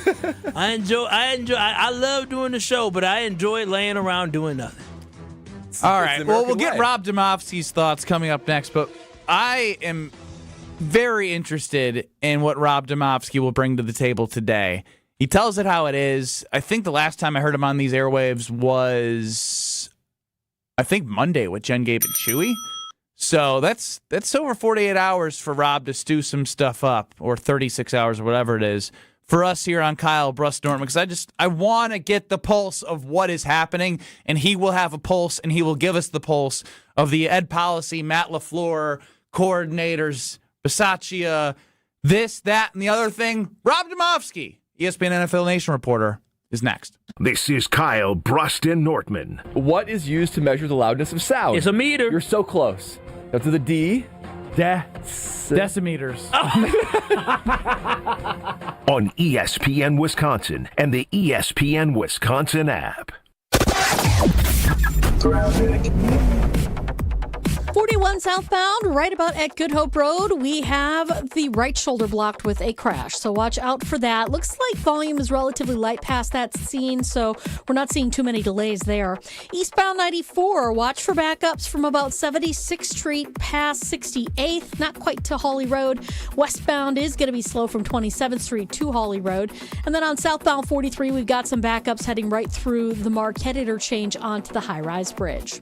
Traffic is brought to you by the Milwaukee Bucks. You can buy one, get one free ticket to an upcoming Bucks home game courtesy of ESPN Milwaukee tomorrow only. Tune in tomorrow for details on how to get this limited ticket offer. And checking the TMJ4 Storm Team forecast. Tonight, partly cloudy skies, windy with a low of 13, wind chills of 0 to 5 above, though. Tomorrow, increasing clouds, snow likely at night with a high of 24. From the WTMJ Traffic Center, I'm Debbie Lazaga on 94.5 ESPN.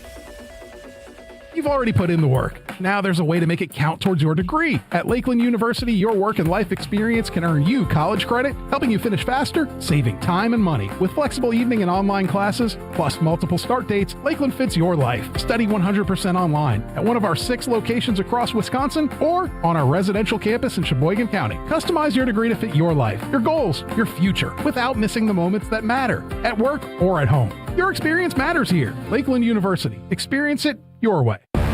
Watch the Bucks for free with select games on broadcast TV all season long. WMLW is the broadcast home of the Milwaukee Bucks. With 8 select games you can watch for free on broadcast channel 49.1. Check out the full schedule at WMLW.com. Our next game is against Wemby and the Spurs. Thursday night at 6:30 on WMLW. Brewers mini ticket plans for the 2026 season are available now with 6-game, 12-game, and build-your-own plan options. You can pick or build the best plan for your schedule, whether you're gearing up for tailgates under the sun, the thrill of the home runs, or the eruptions of walk-off wins. Brewers mini plans have you covered for the 2026 season with specially discounted ticket rates and more exclusive perks in each plan. Check out all the mini plan options available for 2026 now at brewers.com/ticket plans. Proud partner of your Milwaukee Bucks. One call, that's all. So the body knows that it needs to heal itself, but it doesn't know how to concentrate it and target it into just one area. So that's where we come in. By we, Dr. Ashley Caravelli means the nation's leader in regenerative medicine, QC Kinetics. We put in those treatments, then it sends out like little signalers to your body. We're able to make the body focus on the areas that need the most healing. QC Kinetics has gathered brilliant medical minds like Dr. Caravelli and Dr. Mitchell Scheinkup, a pioneer in the field of regenerative medicine, to lead the way in these innovative pain treatments. So at QC Kinetics, we have a whole team working nationwide with cutting-edge research to reach our patients and treat them and know that surgery is no longer their only option. The consultation is free.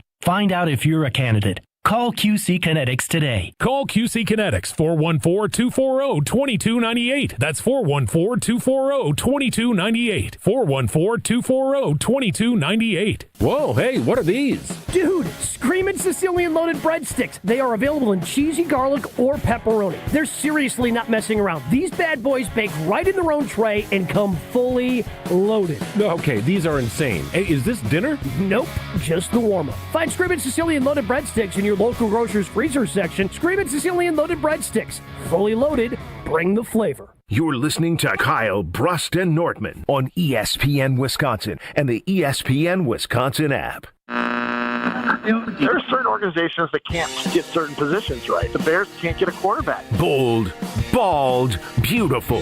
I'm one small, bald man. ESPN NFL Nation reporter Rob Demovsky. To me, their window is now wide open. On Kyle, Brust, and Nortman. Excited to have Rob Demovsky here on Kyle, Brust, and Nortman across ESPN Wisconsin, the ESPN NFL Nation reporter, who's probably getting ready to enjoy his offseason coming up here in a little bit. But right now, we got to get to the nitty-gritty. Rob, what's going on? And how are you? Doing well. Really, Rob, what I'm looking for is some clarity here. Obviously, there's been a lot of reports of policy on the floor and what's going to happen there. What are you hearing? Because I feel like the longer it goes, it feels like they're going to try and work something out. Is that fair? Yes. Yeah, I think they're headed toward Matt LaFleur being the Packers coach in 2026 and perhaps beyond. I just think there's some details that still need to be worked out, but it seems like it is trending toward LaFleur staying as coach. I think we'll have a resolution here fairly soon, possibly even within the next 24 to 48 hours on that accord. But there's also other things that need to be done. I mean, Brian Gutekunst and Russ Paul are on similar timelines with their contracts. Matt LaFleur getting his coaching staff put together. That's part of this as well. And how much, I'm sure he are discussing what changes that both of them think need to be made, what changes will need to be made. But from what I understand, talks have progressed to the point where it would be surprising at this point if LaFleur wasn't the coach. Not done yet. By no means is this a sure thing, but it's headed that direction. Do you agree with that decision? Yeah, I mean, here's the thing. Like, they're choosing stability over a risk-reward thing, right? And, in 1998, Mike Holmgren left to go to Seattle. They were a team that lost in the divisional round of the playoffs. They were 11-5, and the loss was that crazy, Jerry Rice fumble. That catch game or not catch game. You're right. So the next year, Holmgren leaves. So obviously it wasn't their choice to move on from Holmgren, but they took a step backwards with Ray Rhodes, and they didn't make the right hire. So there's huge risk to moving on from Matt LaFleur. I talked to Holmgren last week or 2 weeks ago for a story I did on Love, and whether he's on the right trajectory toward, being a Super Bowl type quarterback. And this sticks in my mind. And one of the things he said was that the best thing Jordan has going for him is that he's in the same system with the same coaching staff, and they're doing things the right way. And I was thinking about this too. Look at what happened to Jordan Love his last year at Utah State. He had a really good year the year before, and they had a coaching change, and he went backwards, went way backwards. So I think you have to consider all those things when you're making that decision. Rob, you mentioned Russ Ball, Brian Gutekunst, names we haven't mentioned because LaFleur's been the focus. I'm curious on the relationship between Goody and LaFleur. How would you describe it? Because it seems like they are still locked in the hip with their futures in Wisconsin to some degree, or with Green Bay in some degree. It's really interesting, Brad, because, obviously Goody was hired a year before LaFleur, but Goody doesn't have the power over him. And from what I was told, Ed Policy would prefer to go back to the old system. The problem is, or the complication is, do you extend Goody and give him that power before you extend LaFleur? And that also could be part of the holdup here, part of the delay, trying to work through all that. If Goody, for whatever reason, didn't want to keep LaFleur, but yet Ed Policy wanted to give him the power over the coach, then what happens, right? All those things, the timeline, the who signs first, who's hired here or what.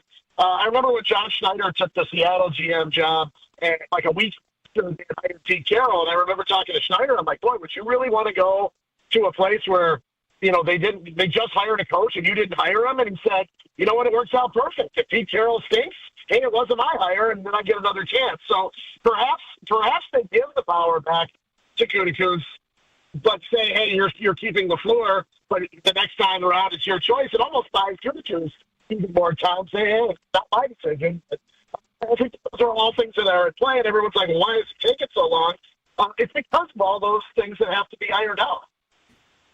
Talking with Rob Demovsky here on Kyle, Brust Nortman across ESPN Wisconsin. Yeah, Rob, what does the coaching staff look like specifically at the coordinator position next year? Because, Hafley probably looks like he's going to be gone. We don't know what's going to happen with Stenavich. It seems like maybe Luke Butkus may be gone. Rich Bisaccia should be gone. What does it look like at the coordinator position moving forward next year? Yeah, Kyle, that's a great question, Kyle. I think that there's a very real possibility that they could have 3 new coordinators next year. One thing that people talked to me about last year in the organization was, assistant coaches moving on so that you can hire new assistant coaches that therefore bring new ideas. It's not necessarily that you don't think guys are good at their job, but sometimes you just need fresh ideas. And whether Stenavich is back because or not back because he's let go, or because he wants to go find another opportunity, maybe he wants to go call plays, whether the offensive line coach isn't back, it's an opportunity to get new ideas into this coaching staff. It's the same head coach, but new ideas can bring a lot of success. So I think there's a real possibility there. One thing that's hard to know is assistant coach contracts. Like Rich Bisaccia, typically they're 2-year contracts, and typically they roll over, always having 2 years left on them. But a coach can decline that rollover so that at the end of a contract he's free to go without a team blocking him. So this is Rich Bisaccia's 4th year, if I'm not mistaken? Too long. Is it possible that his contract could be up? Those are things that are almost impossible to find out because there's no contract database like there is for player contracts that have to be turned in to the league. So, some of these coaches just could quite simply be at the end of their contracts. And therefore, it's still, to me, if you're at the end of your contract and you're not renewed, you were fired. Other people argue with me. Say, no, you weren't fired. Your contract was up. Well, that's just semantics. But I do think that there are going to be changes on the coaching staff, and it would not surprise me if all 3 of them. Now, here's the thing about Hafley. And I think Jeff Hafley's going to be an NFL head coach someday, maybe even this year. But I wonder if he'll face any questions in the interviews about why your defense let up 25 points in the fourth quarter of that playoff game. I mean, everyone's crushing Matt LaFleur, and I understand he's the head coach, but what do you think the Packers asked Matt LaFleur about his offense in Tennessee? Yeah, well, it's a good point also. And Mike McCarthy, when he got the Packers job, was coming off a San Francisco team that was like 31st in offense. I mean, I'm sure the question will be, I doubt it's like how highly against somebody, but it might give a team pause, right? I mean, it's possible it could give a team pause. It's been floated to just give Matt LaFleur the extension, and if they get another 7th seed or early round exit or miss the playoffs, just fire him, because who cares? There's no coaching salary cap. Knowing what little you know about Ed policy, do you think that even with an extension, there's a chance that an underwhelming 2026 could be Matt LaFleur's last year, or does this really lock him in for many years? No, I don't think. I think you're 100% right, Brad. I mean, this league is a 1 year, year-to-year league, and paying. Let's just say, for argument's sake, they do a 3-year extension, which would give them 4 years, and let's say it's, I don't know, what do you think, $12 million a year? I don't think they would have any trouble eating 3 years of that deal, $36 million. I mean, the Green Bay Packers have $500 million in their reserve fund, which is, that's what they have in lieu of they don't have an owner. There's no Jerry Jones. So they have a reserve fund just in case that they need money, and they have $500 million in their reserve fund, or at least that's what it was last summer when they gave their annual report. And my suspicion is it probably went up. It's probably up, given the stock. I know my 401k is looking That's good. Right, Rob. I'm assuming theirs is being okay too. Rob Demovsky for a little bit longer here on Kyle, Brust, and Nortman. Rob, I'm seeing a lot of people talk about Rich Bisaccia, so it is interesting that you bring that up. How should fans? I hear your point about the sustainability and Matt LaFleur with Jordan Love, but also he's an NFL quarterback getting paid $55 million. I don't think you should be looking back at Utah State when he got in. He's a professional now. With this move, for the people that think it's a slap in the face, because there are some, and there are some that have seen stability is good, why should the people trust that Matt LaFleur can actually get it done in the playoffs with this record and how this season finished with them losing 5 games, them losing games with leads, them losing in a way of time management? How does that portion get fixed for the fan base that is scared about the culture, the in-game decision, not necessarily the offensive mind? Yeah, no, those are very real questions, Ben. And I do think that starting with upgrading your coaches and adding people that can help you and aren't just yes men. I mean, I'm not saying that's what the staff is, but you better bring in guys that will challenge you, that will make you better as a head coach. And to me, that's where LaFleur's got to get it figured out. And that's whether that's special teams, offensive coordinator, senior and special assistant to the head coach, or whatever the heck you want to call these titles. That is imperative for them to get that done. Rob, one more quick question about me. Did Ed Policy, to your knowledge, kick the tires or make any calls on anyone not named Matt LaFleur before they started negotiating? Don't believe so, officially, but you never know what goes on behind the scenes, right? Okay. That's, I don't believe so, but I guess we can't swear to that. Yeah, Rob, despite all the losing ways Ben just talked about, the different ways my team has lost this past season under Matt LaFleur, are you still confident that this team will compete for championships in 2026-27? Yeah, I mean, I think, Kyle, they're well positioned. I really do. I think, they've got to, obviously, Micah Parsons has to come back and be Micah Parsons. Just because you get your ACL fixed doesn't mean you're necessarily going to be the same. Now, if Christian Watson can do it, Micah Parsons can do it. Well, and Christian Watson is I'd argue he's better now than he was pre-ACL. Dude, insane. Usually it takes a year of getting comfortable. He hit the ground running. Yeah, that's what they always used to say, right? The year after your ACL is when you're at your best. But I'm sure technology has advanced. Well, either way, there's still a trust level that you have to gain, even if it's in the first month or two. And he, that first month or two, was really great and trusted it clearly. Blew it away, yeah. Yeah, but every injury is different. Every surgery is different. So let's start by just trusting the fact that Micah Parsons is going to be back to what he was and holds up. And, you're always going to have injuries, right? Like, you're always going to lose guys, but it's who you lose and at what point you lose them. Assuming they start next year with Micah Parsons and Tucker Kraft, look, I mean, quite frankly, those are their best offensive weapon, probably, other than maybe Watson, and their best defensive player. You can't lose those guys again. There's certain people you can't lose, but, assuming they have those guys, assuming they get better on the coaching staff, I don't think there's any reason to think they won't. I mean, Minnesota is clearly going backwards. Detroit may not recover from, their drop-off. And, obviously Chicago is going to be a team that's got to be reckoned with. But, look, I mean, a few years ago, Matt LaFleur, Ben Johnson was Matt LaFleur, right? And doesn't necessarily mean he's going to be the number one seed or the number one team in the division every year. It's not insurmountable. There's no question in my mind that they can, get this thing figured out. Tell me if this is a crazy thought. Are they going to consider moving on from Josh Jacobs? It's a good question. It's a 4-year deal, but it was always a 2-year and then renegotiate. That's a really hard call. I would assume they would bring him back, but I can't guarantee it 100%. But I would lean toward they would redo the contract and at least have him for one more year. Well, Rob, we appreciate all the insight. A lot of good stuff there, as always. And, enjoy the offseason. I think we might still be talking to you. We might not be, but we appreciate you. We'll figure it out. All right, we'll see you guys. That's Rob Demovsky, ESPN NFL Nation reporter, giving you the latest up in 1265.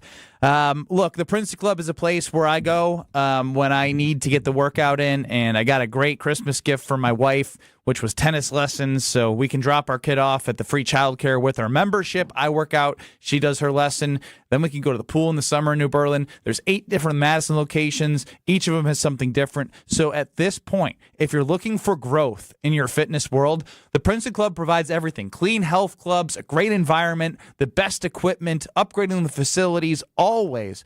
So don't wait. Get your better tomorrow today. Get your better tomorrow at the Princeton Club. Go get a tour. You're going to sign up. You're going to what else are we? You choked against Oregon. You choked against Kentucky. Y'all choked against Duke. I can keep going. On ESPN Wisconsin and the ESPN Wisconsin app. Whether it's live or in podcast form, you've heard us on air with all of our shenanigans. Gabe, I'm throwing some...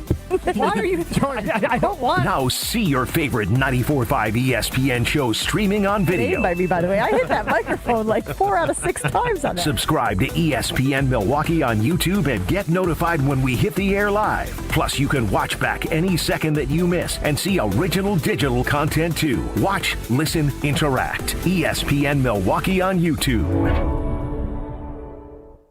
Can you feel it?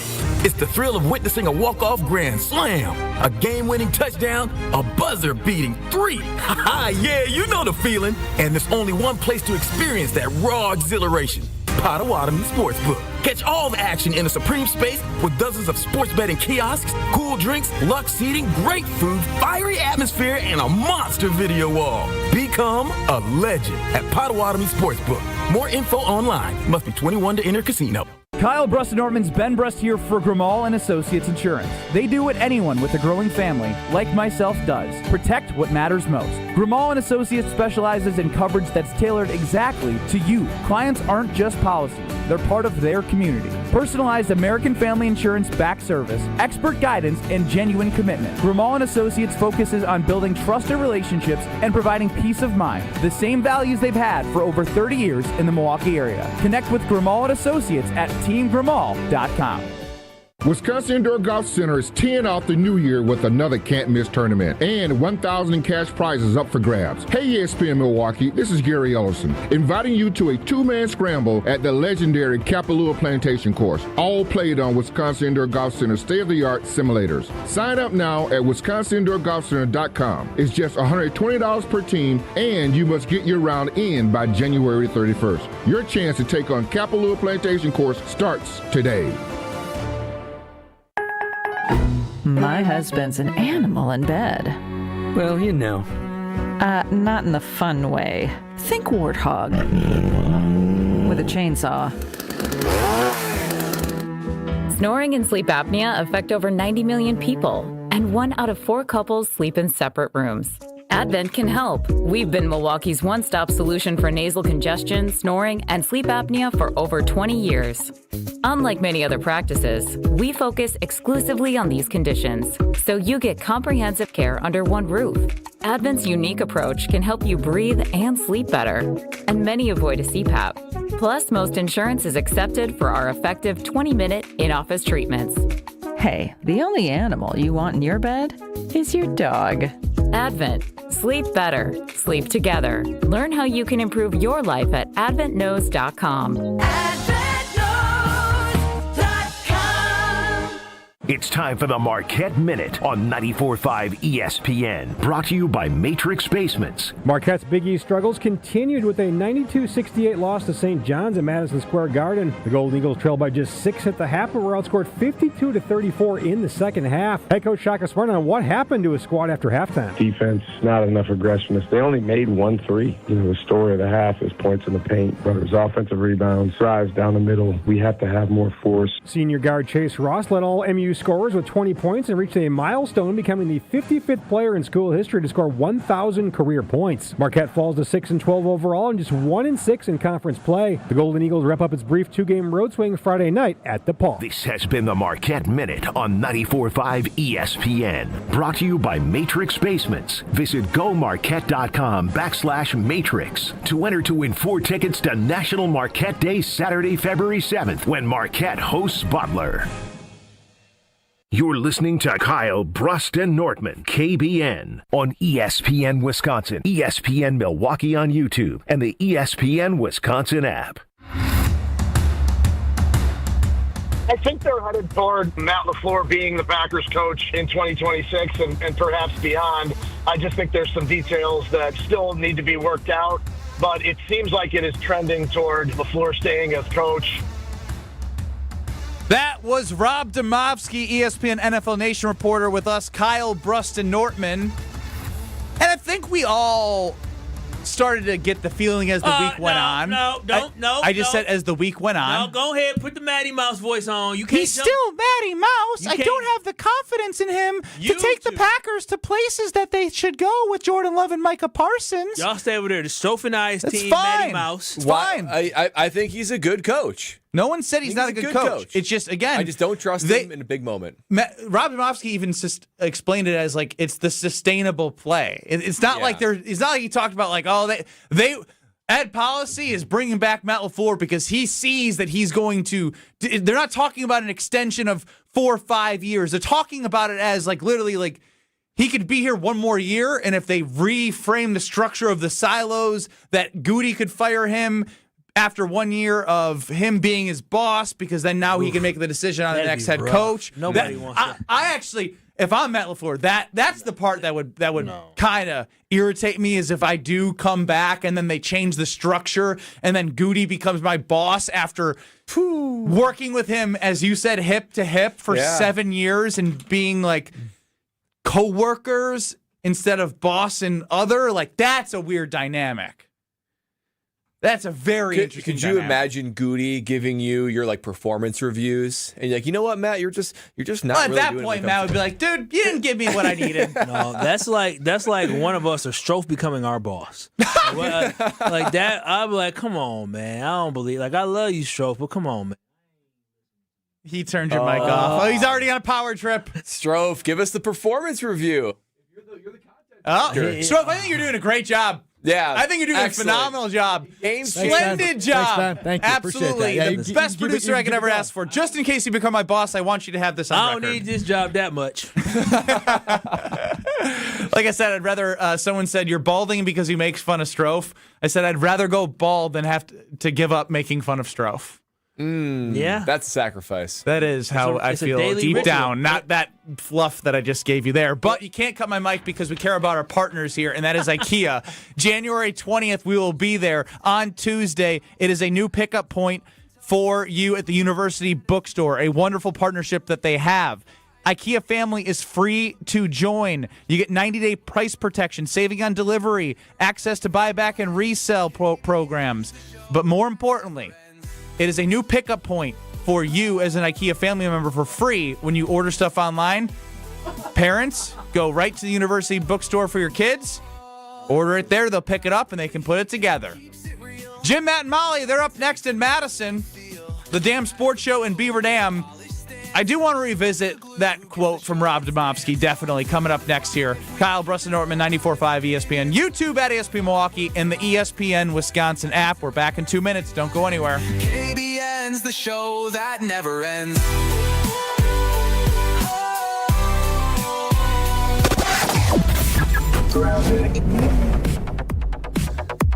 They're still working on this accident. 41 southbound, right at Good Hope Road. The right shoulder is blocked.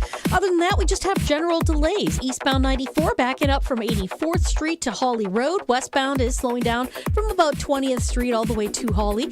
Southbound 43 backing up through the Marquette and over the high-rise bridge down towards Beecher. Then we've got eastbound 894 slowing down out of the Hale interchange to about Forest Home. Northbound does have an incident with the left lane blocked on right about, well, just past the Hale interchange, just north of the Hale interchange, right about at Howard Avenue. So we got delays coming out of the interchange itself.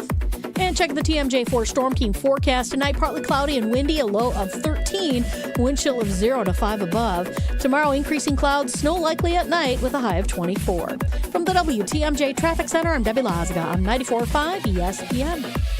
Brewers mini ticket plans for the 2026 season are available now with 6-game, 12-game, and build-your-own plan options. You can pick or build the best plan for your schedule, whether you're gearing up for tailgates under the sun, the thrill of the home runs, or the eruptions of walk-off wins. Brewers mini plans have you covered for the 2026 season with specially discounted ticket rates and more exclusive perks in each plan. Check out all the mini plan options available for 2026 now at brewers.com/ticket plans. Watch the Bucks for free with select games on broadcast TV all season long. WMLW is the broadcast home of the Milwaukee Bucks. With 8 select games you can watch for free on broadcast channel 49.1. Check out the full schedule at WMLW.com. Our next game is against Wemby and the Spurs. Thursday night at 6:30 on WMLW. Tune in to KBN every day at 2 o'clock. 94.5 ESPN is WKTI and WKTI HD, Milwaukee. A locally owned Good Karma brand station. Broadcasting live from the Gruber Law Office's One Call That's All studio at the Avenue in downtown Milwaukee. This is Kyle Brust Nortman, KBN on 94.5 ESPN. The ESPN Wisconsin app, and streaming live at ESPN Milwaukee on YouTube. The 414 Hour on KBN is brought to you by Siding Unlimited. Siding Unlimited is Wisconsin's leader in Pella window installation. Looking for new windows, siding, roof, and doors? Visit them at sidingunlimited.com.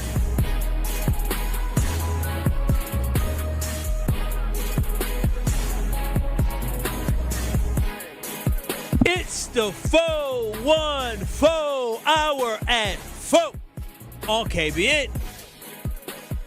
That's Kyle Wallace, Packer backer, Ben Brust, alongside Super Bowl runner-up, NFL vet. Past vet? Are you called a vet? Former player. Former player. I mean, I was a vet. I think yeah, like year 4 vet when you're kind of considered a vet. Did you retire? I mean, I haven't sent anything in officially. So you're not the retired. NFL retired me. They said you're done. Don't even worry about it. Do you need to retire, like to get any benefits? No, they just start triggering the longer you're out. So all my retirement benefits have they just determined it. Like you get I don't know. Like long story short, you get you have all your retirement stuff, but you do get a severance payment based on how long you played for. And that's nice. It was nice. I figured it'd be I'd have to submit my retirement paperwork. They just started paying you? They just paid it. They just said, you're done, bro. It was they knew you were done? I think it was 18 months after I was last on a roster. And they just said, you're not coming back. If you were to, in the hypothetical, land a job. Great question. Did you have to pay the severance back? Philip Rivers has got it. You don't pay it back, but if you then play another season, then you only get another severance payment for just that season. Got it. What's that Alex, you looked severance into look this. like? Of course he did. Nice. It's nice. Nice. Did you know that was coming? Yeah. I've got my pulse on all the. So wait a minute. Yeah, I mean, accounting, finance. So the NFL says if you don't get signed back for a team, we're going to say thank you for your service and pay you just because. Yeah, severance payment. Severance from what? Because you need to transition out. He put his body on the line, Kyle, as a punter. Yeah, all I'm those a sunflower victim. seeds. I'm a victim. All those games that they were playing in spring training. Alex Strofe is running the show. 800-990-3776 is the Carbless Talking text line. Get us on YouTube at ESPN Milwaukee and at ESPN Madison, and, of course, the ESPN Wisconsin app. If you missed it, we did have Rob Demovsky on with us, and he gave us the latest with the Matt LaFleur, Ed Policy, Goody, Russ Ball, all the likes. Here's Rob Demovsky specifically on the Matt LaFleur situation. I think they're headed toward Matt LaFleur being the Packers coach in 2026 and perhaps beyond. I just think there's some details that still need to be worked out, but it seems like it is trending toward LaFleur staying as coach. How does it make you feel? 800-990-3776. It is trending for Matt LaFleur to be the coach in 2026 after what happened on Saturday and how you felt Sunday, Monday. It's now Wednesday. How do you feel about Matt LaFleur more than likely being the head coach in 2026 for the Green Bay Packers? Well, that's why I asked the follow-up question. To Rob's knowledge, and now things could have happened without his knowledge, but to his knowledge, did they make any external calls on Harbaugh or anyone else before negotiating with Matt LaFleur? Because my stance has always been, Matt LaFleur is a good coach. If you think you can get a great coach, an elite coach, you go and do that. But if you can't, then Matt LaFleur is good. You kind of stay with the one you're with. Now that Rob said no, he does not believe they made any other calls. Their sole focus was Matt LaFleur. He kind of had I'm sure, Ed Policy behind, through his connections of being in the league. Things can happen. But we all knew, and we had this discussion, we know all those open jobs right now. It's not like we've been seeing the biggest names in the world that nobody was clamoring over anybody. Yeah, there's not a hot. There was no clamoring over but if you do fire him, you get that guy. Harbaugh would be the only one that would be debatable. That is a proven candidate. At this point, I'm not sure I would roll the dice on an unproven candidate. So for me, I would toss all those guys out. I would need a proven candidate that's an elite coach that's a guaranteed step up for Matt LaFleur. So the fact that that's not happening, I totally get it. I understand that policy. It's his first big decision as the Packers president. So I can understand it's sort of the Packer way, is it not? It is a tried and true, let's stay the course, let's stay relevant. 7 seeds and early exits be darned. I know what I get with Matt LaFleur, and even Rob said it beautifully. Prioritizing stability over any sort of risk reward. And that's just who the Green Bay Packers are. It keeps you relevant, it keeps you good, but it also keeps you only having 2 Super Bowls in 30 some years. So to me, it's good. It's good, but I don't have any high-level aspirations that I would place any sort of money on that, the Packers are winning the Super Bowl next year. I mean, it's very hard to say they're going to win the Super Bowl next year, but I feel very confident that this team is going to be one of the teams that have an absolute chance to win it. If you change over, as Rob talked about, you don't know what you are going to get. You can end up getting a Ray Rose that took over an 11-win team, ended up going 8-8, and got fired the following season after Mike Holmgren left. You do not know what the future holds, but what you do understand with Matt LaFleur is despite the fact that, yes, we are disappointed with the way things ended, you still understand that this team has a chance to win a Super Bowl with Matt LaFleur as the head coach. Nobody will sit here and say this team cannot go to a Super Bowl next year, and Matt LaFleur plays a role in that. Now, you bring somebody new, and you're going to say, okay. I wouldn't speak for everyone. I think there are some people that would say they can't. I said in here. In here? You can't speak for me. Yeah, when the ball is kicked in a playoff game, I'm going to be having, as I would like to say, a tight sphincter for Packer fans. You would lie, because you was screaming and yelling how the Packers going to beat the Chicago Bears last week, so you didn't have a tight sphincter. The fact they didn't says a lot. I mean, it does say a lot to You're the one who says new information as it comes can change your opinion. There was some new information there, there was some from a 21-3 debacle. But again, I think the bigger conversation for me is not so much Matt LaFleur, is he coming back? The bigger conversation is Matt LaFleur is coming back, but who else is going to be on the staff with him? That is the thing that from what we saw this whole season, Matt LaFleur needs some help. He needs some more experience around him. He needs other guys that can challenge him around him, and that's what this offseason should be about. When he brought in Jeff Hafley, he brought in somebody that can be a leader of men on the defense. Now, again, he calls all the plays, but Stenovich helps him organize stuff on the offensive side. Is Does Stenavich he? a true? Is he a truly? Well, Hangs that's the out. problem. Is he a true leader of men that they actually need to be there on the offensive side of football? I do not know that, but from what we see and the information that we got, especially knowing that Rich Bisaccia was the assistant head coach, I want to know what he did.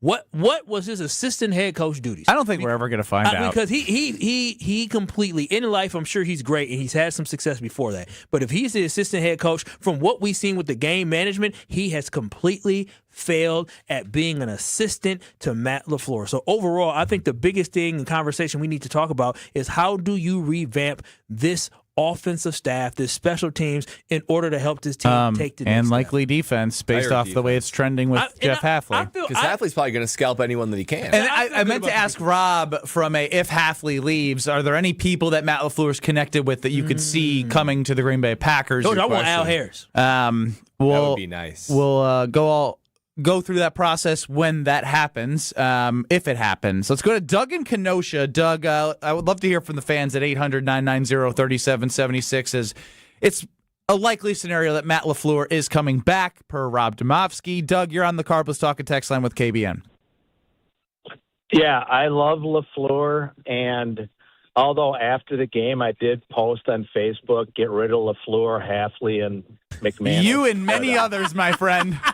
It's all right. But then I also reposted Sunday and said, okay, I'm thinking straight. I love LaFleur. Honestly, here's how I look at it.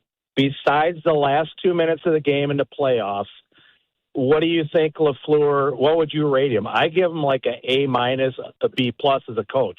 Now, obviously, he gets an F for the last 2 minutes, but what's your thoughts? If you just forget about that part, what do you think about him as a coach? For the whole season, for the game, for just his whole career? The 7 years? Yeah, his whole career as a coach. I would say he's one of the top 5 coaches in the league. I don't think he can get top 5. I don't think he can get an A based off the playoffs. Yeah, it's BB+. Yeah, that's where I'm landing too, because you have to weight it like you do any course load. You have to weight the playoffs. The syllabus system. Yes, the syllabus system. You have to weight the final exam heavier than you weight a couple of earlier midterms. They can put the stats on the TV of what his regular season record is and how great it is. 76 and 40-1. It's great. But I would say in my syllabus, Rodgers. that's 40% of his grade, 60%, and how you look at elite coaches is what they do in the playoffs. Yeah, and to me, so because of that he's a BB+, you have to be great or elite to get an A. And the Packers are achieving B-level results. They're making the playoffs. They're the 7th seed year in and year out, and they're not making fairly deep runs. Now, he can bump that grade up, but I don't think it's impossible for him to change his ways and learn from his mistakes and take this team on a run. Kyle, I'm with you. I would not say this team cannot win a Super Bowl. They'll be part of the 8 to 10 teams that you would consider true Super Bowl contenders, but he's going to be stuck at a BB+ until he shows me anything at all in the postseason. Let's go to Mike in Oconomowoc out in Lake Country in Brad's area. Mike, you're on the Carbless Talk and Text line with KBN. My man. Hey, guys, thanks for taking my call. Yeah, I had a litany of things I was going to go through on Sunday, but wanted to touch base on this. You guys talked about it a little bit before. My concern is I don't think Matt LaFleur is a leader. First and foremost, I think it's going to be a struggle for him. And, nobody's talking about those things that happened earlier in the season, like the loss to the Browns, the loss to the Bengals, both with Flacco coming in. Well, I'm pretty sure they beat the Bengals, but they did blow, like they made it tight. But I get your overall point. They did have a lot of games that they were up and lost. Yes, keep going. Right, and stuff that they should have gone, a little bit more aggressive on. But my main question is, if Hafley does leave, and you guys are kind of leaning towards this, do you think there's a chance that he goes after his good friend Robert Saleh for the DC? Because I think he is more of a leader. Yes, so I have been thinking about Robert Saleh a lot because I think he actually did a pretty good job. If you look at where the Jets are, they're just a bad organization. I think he's a good leader and obviously a good defensive coordinator.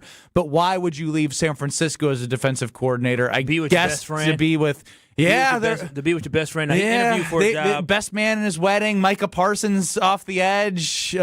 Some good foundational young pieces with middle of defense. Robert Saleh was the linebackers coach when I was in Jacksonville, so I played under his deal. I don't know how exactly to say that. He was a coach on a team that I was a part of. He was a coach of the team that you sat in meetings with him in an all-team meeting. Did you talk to him? Yeah.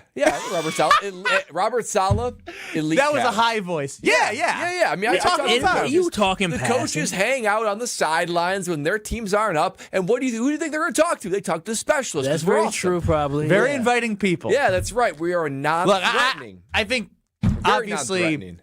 that would be what is Ed Policy willing to open up his pocketbooks for Robert he's Saleh? going to be a top-level DC. I mean, he's capable. He was a great coach. He's intense. No, that would be a home run. It would be a home run. From what we know about Ed Policy is that he is not afraid of opening up the pocketbooks because of the fact that they went and got Micah Parsons and signed him to that huge deal. So I wouldn't be surprised if they're having a conversation He's about like, thanks, Mark Murphy. You gave me this big reserve fund to use, baby. $500 million. I mean, that's a lot of money. And as we heard from Rob Demovsky, his 401k is going, so the Packers are growing too. Skyrocketed up that 20% or whatever it was. But at the end of the day, I do believe that if there is an opportunity to get a guy like a Robert Saleh, which I believe this is his first year in San Francisco, and based off what Rob is saying, it's a 2-year deal. I don't know how you're going to be able to snatch him as an assistant, and he's probably looking to be a head coach very, very soon. That will be a home run hit for that defense to be able to transition from a guy like Jeff Hafley to another guy that is an absolute dude as a defensive coordinator, and Robert Saleh. That is the level of experience that we need to bring in. That is the level of culture that we need to bring in, where every coach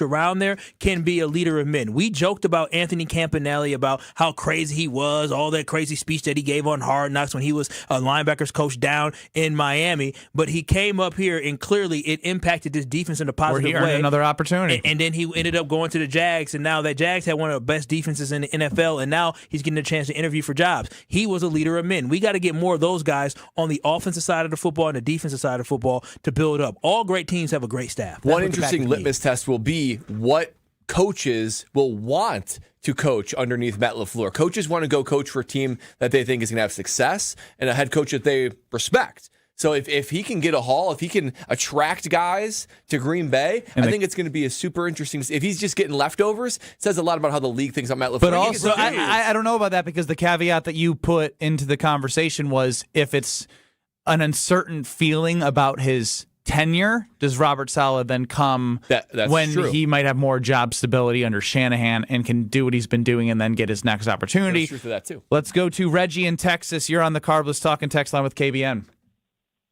Hi, Phil. First of all, thanks for taking my call. Y'all are making some great points about the character guy he needs to bring in. He needs to bring in, first of all, someone who's a strong enough voice who can talk him out of some of the really crazy things he tries to do during the course of a game. I mean, almost like a bench coach in baseball. The tackle-eligible play inside your 10-yard line to Kennard there in the early third quarter, best you can do is maybe 5 yards on that, 6, a tackle running the ball, or turn it over, which he almost did, and just all the kamikaze fourth downs he does. He needs a strong enough voice, someone who can say, Coach, we got to think about this. And, I don't know if he has that on the staff now. That's the risk you run. He has it on the staff now, but is currently Rich Bisaccia, which we'll see if that is the case moving forward. Appreciate the call, Reggie. Honestly, I don't know what Rich is doing. I'm being so serious. There are legitimately high school coaches that could probably do better game management and helping in with game management and could be from really good high school coaches than what Rich Bisaccia did. Because I don't know if Matt LaFleur did not have any help, and it's clear to me. It's clear to me he did not have any help with managing his timeouts, managing the overall game clock, coming out of a timeout and getting a delay of game. There is not somebody there that he can trust, that he can look to, because you got to have the guy you can look to that helps you. That's it. I'm sure Bo Ryan had that. No. He didn't have that with Greg Gard at all. No, Bo did everything. Well, Bo was an absolute gangster. Maybe Ron Rivera had a guy. He's a Naismith Hall of Famer. I mean, guys need guys. I look at Mike Holmgren. I laugh when the assistants would tell me things to do. It's like, I don't care what you say. Bo makes all the decisions around here. Mike Holmgren, look at his staff. Up and down that staff that he had, whether it's John Gruden, Steve Mariucci, Andy Reid, I think Dick Duran was on that. All these guys went on to become head coaches. Why? Yeah. It's because they all developed under Mike Holmgren. That is a solid staff. Hell, Ray Rose was on that staff. I want to keep hearing from KBN Nation. As we heard from Rob Demovsky, it's obviously trending in the direction that Matt LaFleur will be back. So I want to hear from you. How do you feel about Matt LaFleur as the head coach of the Green Bay Packers in 2026? Assuming that things are going to continue the way that Rob Demovsky explained, we will hear from you at 800-990-3776 on the Carbless Talking text line Next. This is Kyle Brust Nortman. What do you have on her? What do you mean? No one can willingly love you like she does. You know, on ESPN Wisconsin and the ESPN Wisconsin app.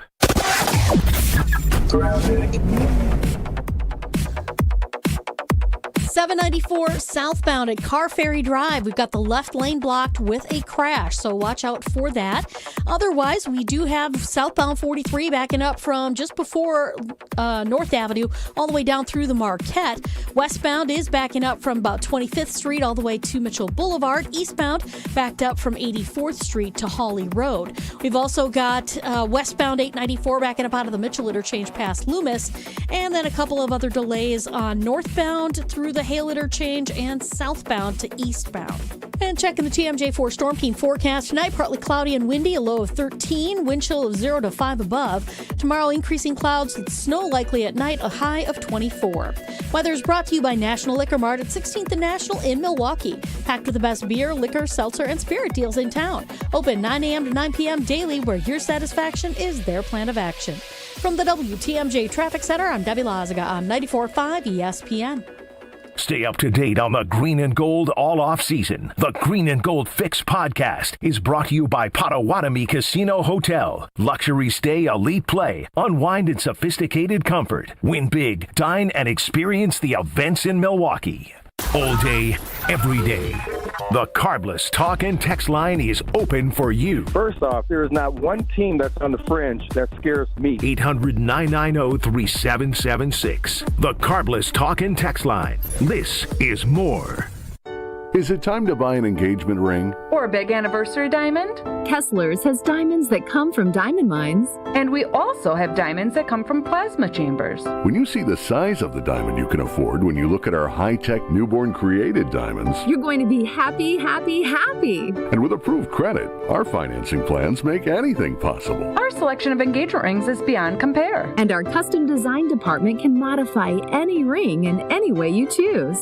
Anyone who says they can give you a better ring Or a better diamond or a better price has never been to Kessler's. And our miraculous no small print warranty says, If you bought it at Kessler's, it's guaranteed. It's just that simple. And all maintenance is free forever. No charge. yes, it really is that miraculous. You found a partner you want to share your life with. When you're ready to celebrate, We've got a diamond for that. Find the Kesslers nearest you at KesslersDiamonds.com. St. Anne's Center for Intergenerational Care switched from a previous vendor to business technology from James Imaging Systems. Why?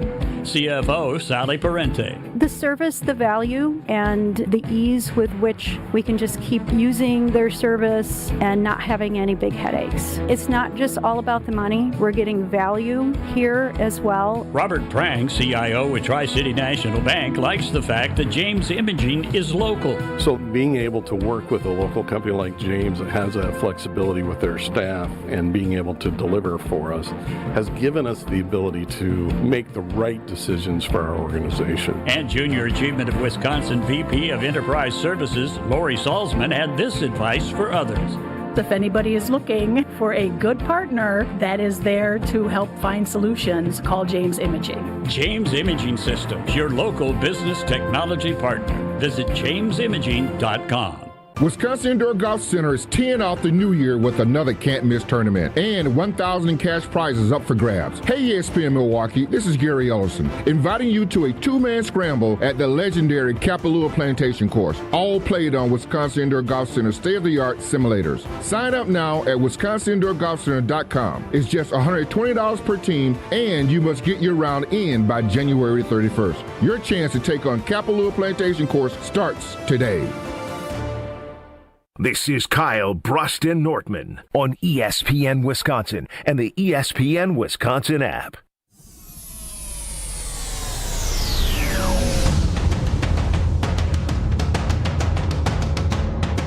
I think they're headed toward Matt LaFleur being the Packers coach in 2026 and perhaps beyond. I just think there's some details that still need to be worked out, but it seems like it is trending toward LaFleur staying as coach. That was Rob Demovsky with us. If you missed Rob's appearance, go back on YouTube at ESPN Milwaukee, at ESPN Madison, or the ESPN Wisconsin app. We are Kyle, Brust Nortman across ESPN Milwaukee. The Mighty Mouse is back. It's still Matty Mouse The until mighty he wins. Matty Mouse is back. It's baby. Matty Mouse until he wins a meaningful playoff game that we know he needs to win. No, he don't talk like this. He talk like this. You know He a that's not mouse who on he is. steroids. That's not who he is. So when you hear that and you know that it's likely trending that Matt LaFleur is going to be the head coach of the Green Bay Packers in 2026, how do you feel? Let's go to Kevin in a car. You're up on KBN on the Carbless Talk and Text line. Hey, I got to make this quick. I'm at a drive-thru. So I heard anything good on the menu? Are you getting a bag of fries? Going to eat them all before you go home? I'm actually going through a Walgreens. Medicine. Wow! All right. This is going to be awkward. So I heard a couple of disturbing stats today. That LaFleur in his last 74 games is 38-35-1. That's a 500 coach, and he's 4-11 in his last 15 games against playoff teams. I can confirm the 4-11. Yeah, and who said it yesterday? I saw a YouTube post that he's not a top line coach. Was that Norman who said that yesterday? I saw it. I think I said Sounds basically like good, Bradley. not great or elite. Yeah. Okay, so here's what I think. I think I've said this for many years. Okay, is that choking in sports manifests itself more in decision making than anything else. Yeah, you can get a tight elbow, tight arm, whatever, and that's choking. But it's like when your brain ceases to function, and that leopard ain't changing those spots. So you feel like LaFleur has coaching big game paralysis? He chokes. There it is. That's from Kevin in a car. And again, you have evidence of 7 years. If you want to say that, I can hear it. Again, these opinions are all for you to share. Let's go on the other side of the coin here. Anyone on the phone line here? Yeah, Bubba, the Milwaukee math teacher. We're tripping on the floor. Tell us. Bubba? Bubba going once? I'm done teaching, so I ain't got to speak professionally. Can y'all hear me? Gotcha. Yeah, I just got done teaching, so I ain't got to speak professionally. Y'all be tripping, KBN world. Like, I don't like that for us, y'all. Listen, eventually, we got to hone in and love who we have. We cannot give Chicago and that Bear crew the satisfaction of unseating our coach because of a loss. In the terms of the last 7 years, you can't find a team that's experienced more highs, more riches than our football team. We saw the progression of our quarterback under our coach. You don't want to hire a new coach and then all of a sudden hope he loves Jordan as much as Matt loves Jordan. Because it is about Jordan. All right? When it comes to these playoff losses, it is what it is, y'all. Like, only one team wins the Super Bowl every year. We've experienced riches. We've experienced NFC championship games. We've been in the playoffs over the last 17 seasons more times than not versus other teams that don't have the luxury of saying that, i.e. the Bears. And we're going to unseat our coach because we have a loss in the playoffs? That happens. If you're not winning the Super Bowl, you're going to be dissatisfied. Bubba? I appreciate you. They don't like rational people, Bubba. I'm sorry, Bubba. So two things. Yeah. It would on the surface for Bears fans appear that way, but anyone who would be looking at from a Matt LaFleur over the course of his career would look at it as the whole evidence as to why. So externally, if you're worried about that, I think you're insecure as to the reasoning as to why you would move on from Matt LaFleur. The highest riches is a Super Bowl. Yeah, the Chiefs, that was just the only Eagles, the Niners, the Rams. To a degree, he's right. Like they're the sustainability, the making the playoffs. That's good. That's like everyone wants one that. Of the crown jewels of people of sustainability in NFL, but the championship title makes it not want to be the most desirable team to be because you haven't won a title. So there's some good stuff there, but I wouldn't say they've been the highest of riches. Chris in Germantown, you're up on KBN. I'm sorry, who'd you go to? Chris in Germantown. Sorry, Chris, go ahead. Hey, how are you doing? How you guys doing? Yo, hit us. Good. So my question is with the change in the format with the playoffs, Packers wouldn't have made it the last several years being the 7th seed, correct? Yes. That is Okay, correct. but the change happened. Yeah. So how does that? I mean, that's a couple of years that we wouldn't have made the playoffs with Matt LaFleur. You never know what's going to happen. Maybe They also did win the first game ever as a number 7 seed. You can, like, again, I'm just going to call it what it is. Like, they did go into Dallas as a 7 seed and whoop on them. Now, ideally, you don't want to be 7 seed, 17, 17. And again, I understand the frustration of it feels like they're not getting the output that they can get with the coach and the quarterback that you paid for. The injuries this year hurt, but overall, you still could have won a playoff game being a 7 seed, being up 21-3 on the road against the Bears. Yeah, and like 6 out of 7 years going to the playoffs, that is impressive, whether it's a 7 seed or not for Matt LaFleur. I can understand the argument, though, that it somehow like delegitimizes the fact that 7 seed is not that much to clamor about, and during my day, you'd be out of the playoffs. Can we? Okay, your day is the past. Like, can we stop with the if they didn't have the 7 seed's been in the NFL now for what, 5 years, something like that? 2020 or 2021. I mean, so what are we talking about? If and buts were peanuts and nuts, what is it? It's not the version I heard, but I was looking for it and I didn't say it because I didn't have it on my hand. Let's go to John in Milwaukee with an H because we have a John in Milwaukee with no H. So we'll go to the H John. Gentlemen, thanks for taking my call. Happy Wednesday. Hey, John. Knowing that John Harbaugh with an H has more double-digit halftime lead losses than anybody else. I believe the number is at 17, and it goes back to like the 90s. And Mike Tomlin has lost the last 7 playoff games. What coach that is available right now do you think or do you see is better than what we currently have in Matt LaFleur? That's available? That's available. Yeah, we've discussed that, and I think that's why Ed Policy's in this spot of like, if I don't have my guy, if I don't have the one that is going to replace Matt, then it doesn't make sense to upset the established order. But it would be one more year, Matt, and there will be someone that will be replacing you if the results aren't where it's at. I think Tomlin is the only one that's interested. Harbaugh, too, but Tomlin, when he had a good quarterback in Ben Roethlisberger, they were legit contenders. They went to and won Super Bowls. And you have that in Jordan Love. So I think Tomlin, he's hadn't had a quarterback in like 7 years. You know what's hilarious? 5 years. Is probably up until this last game, everybody was talking about Hafley, fire LaFleur, get Hafley. One bad fourth quarter, and that Hafley train has significantly decreased. But he's one of the hot head coaching candidates, and I don't think at this point, do y'all want Hafley as a coach?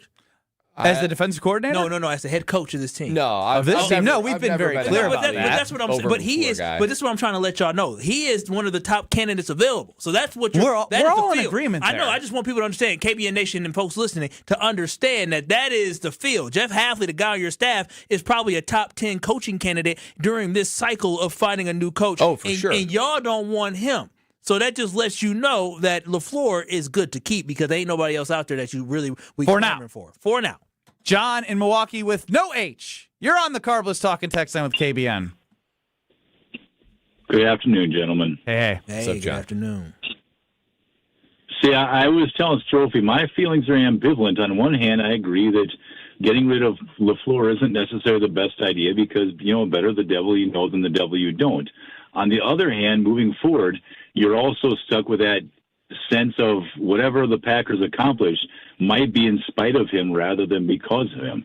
And that's not exactly a vote of confidence either, Well, I feel like this day. is the way the cards are dealt for Ed Policy, right? Like, fortunate or unfortunate, we're going to find out in this next season with Matt LaFleur if he's going to be here for a very long time or a short time. And as Brad has talked about, when you have the players behind you, if he does, and I think there's a decent feel to me that the players like playing for Matt LaFleur. I agree. But getting it done with him, knowing that there's a lot on the line, we're going to see if that has any oomph behind it and if they push through where they have not been able to get to over the last 4 years. And then Matt needs to evolve to some degree to win these big games. He does.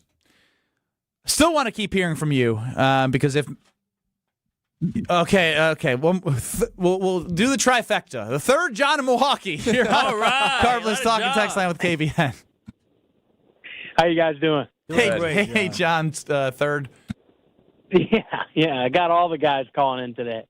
No, I just wanted to ask what you guys thought about bringing a different offensive coordinator, having someone that was actually, involved with the offense a little bit differently and more than Stenovich has been in the past. I feel, I look at like McDaniel, a friend of LaFleur's, where he wouldn't have as loss of pride, giving that play calling up.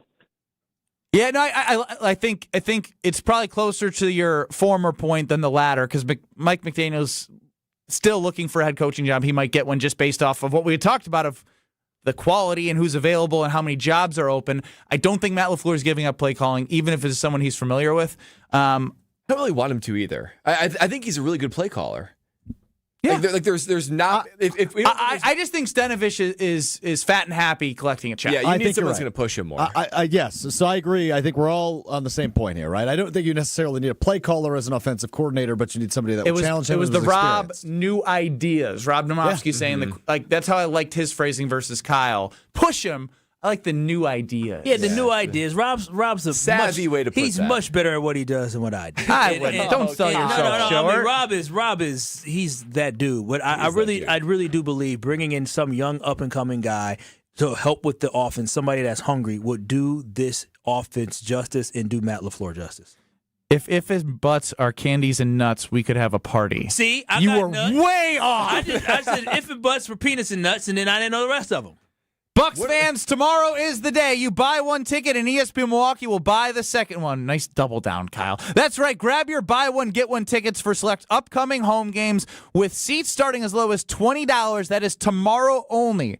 This buy one, get one ticket offer includes games against the NBA champs, Oklahoma City, Dallas and Cooper Flag, Chicago, and more. But hurry, this deal is only tomorrow. Make sure you're listening for details on how you can score the buy one, get one ticket offer to an upcoming Bucks games. We'll have details for tomorrow. And again, as low as $20, you can get a buy one, get one courtesy of ESPN Milwaukee. Whew. If you got thoughts, we'll keep taking on the Carbus Talking text line. Matt LaFleur likely to be back as the head coach per Rob Demovsky. Barring anything changes with that policy and his decision-making. More next. You're listening to Kyle, Brust, and Nortman. If I was as tall and as talented as you, if I could shoot as well as you could, both them teams would have won. Because you know what? You did a fake punch, you said, in the Rose Bowl? Yeah. And I would have did fake point. I would have took it to the house. I would have scored a dang touchdown. On ESPN Wisconsin and the ESPN Wisconsin app. Well, things are still backing up around the area. We've got our usual westbound 94 delays from just before 27th Street all the way to Mitchell Boulevard, eastbound from 84th Street to Hawley Road. Got a couple of issues on the high-rise bridge. Actually, make that on the Hone Bridge. 794 southbound at Car Ferry Drive. We have the left lane blocked with a crash. And then on the southbound side, right south of Lincoln Memorial Drive, we have a broken down vehicle off on the right shoulder. Might cause a little bit of an issue as far as distractions. Southbound on 43, backing up from just before Fond du Lac Avenue down through the Marquette and over the high-rise bridge. Southbound 41, that's going to be backed up from just before Hampton down past Capitol Drive. Northbound on 894, it's a disabled vehicle right now off on the right shoulder. It's just enough to cause a little bit of a hiccup as you're coming out of the Hale interchange. Traffic is brought to you by James Imaging Systems, your local document imaging partner. Dedicated to helping businesses do business better. Visit jamesimaging.com. And check in the TMJ4 Storm Team forecast. Tonight, partly cloudy skies, windy with a low of 13, wind chill of 0 to 5 above. Tomorrow, increasing clouds, snow likely at night, a high of 24. From the WTMJ Traffic Center, I'm Debbie Lazaga on 94.5 ESPN. 4 years. That's enough time to earn a college degree, to serve a full term as a president, to train for something big and become someone new. You bet, and get 0% interest for 4 years at Pella Windows and Doors of Wisconsin, so you can invest in your home and in life's biggest moments. With exclusive features and customizations, Pella offers the highest quality products at a price you can afford. Aim high when setting your New Year's resolution and imagine what you can do in 4 years when you finance your home project with Pella. Visit PellaWI.com today.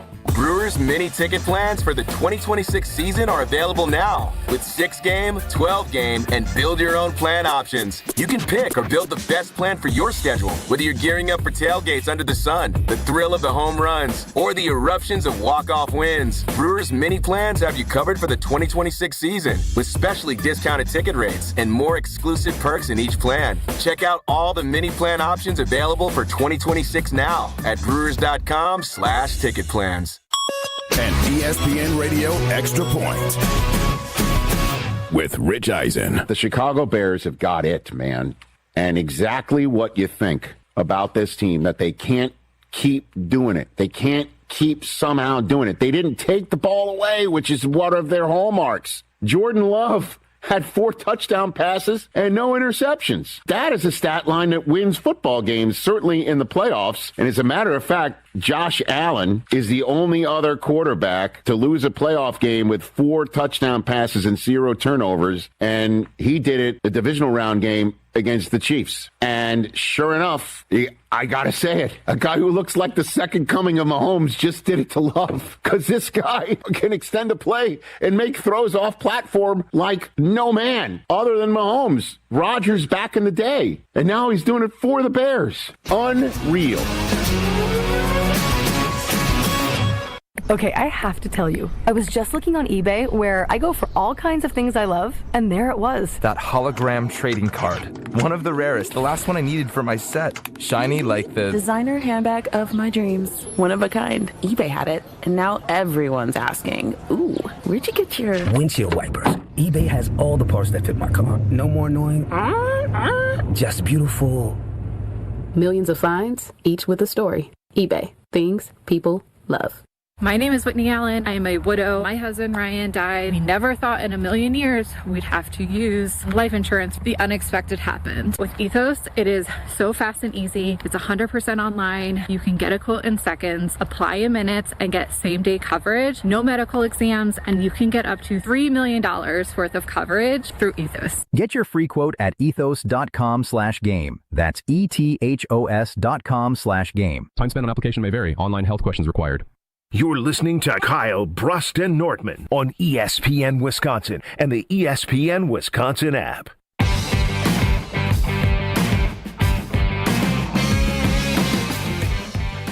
2026 will be the year for you to be pain-free, and you can do that with my friends at QC Kinetics. Located right here in Mequon and Greenfield, QC Kinetics is the nation's leader in regenerative medicine. What does that mean? It means they operate on the cellular level to take away that pain in your knees, your hips, your shoulders, or your back, wherever it hurts. Say goodbye to the long recovery, skip the pain and skip the invasive surgery, and say hello to your best year yet in 2026 with the cellular regenerative treatments that QC Kinetics can offer you. Your free consultation. You owe it to yourself to see what they can do for you, because you'll be amazed what they're able to give you in a pain-free life. This year will be your best year yet with QC Kinetics. Give them a call at 414-240-2298. That's 414-240-2298. 414-240-2298.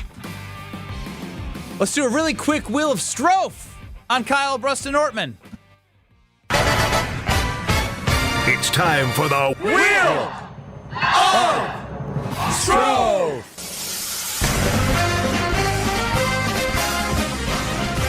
Another day, another buckaroonie, and the wheel is greased and repaired. I'll find the lost screw. Pegs back in. So actually, we are missing one, but we've got 9 pegs anyway. At least it's not a red area that is missed. I've got 2 things I really want to hit here, so let's hope we don't get any reds and push-ups. I have one sports-related thing, one non-sports-related thing. Here we go. Just Time go. for the Wheel of Strophe. What a spin. It's still spinning. It's still spinning. I told you it's greased. All right, it's green. Means we'll start quickly with Giannis Antetokounmpo. The Bucks get embarrassed by the Anthony Edwards and Rudy Gobert-less Timberwolves last night, down 31 at halftime. They get booed off the court at halftime. Giannis Antetokounmpo boos back. Here's his quote after the game. I thrive through adversity. I thrive when people don't believe in me. It doesn't matter if I'm on the road, if I'm at home, if I'm on my family dinner, if I'm at the practice facility against my teammate. It doesn't really matter. So yeah, I've never been a part of something like that before. So it's something new for me.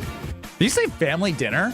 I was thinking poor Mariah. All those kids, all the adversity they're having, trying to feed all the kids. Poor Mariah. I know Giannis is a wonderful human being, and Mariah, his wife, is wonderful. But I'm telling Giannis seems like he doesn't turn it off. Nope. You don't believe in me, Mariah? You don't think I can get you pregnant again? You don't think I can get this child to eat his food? Yo, no. It's going to be stuffed down his throat. Yeah.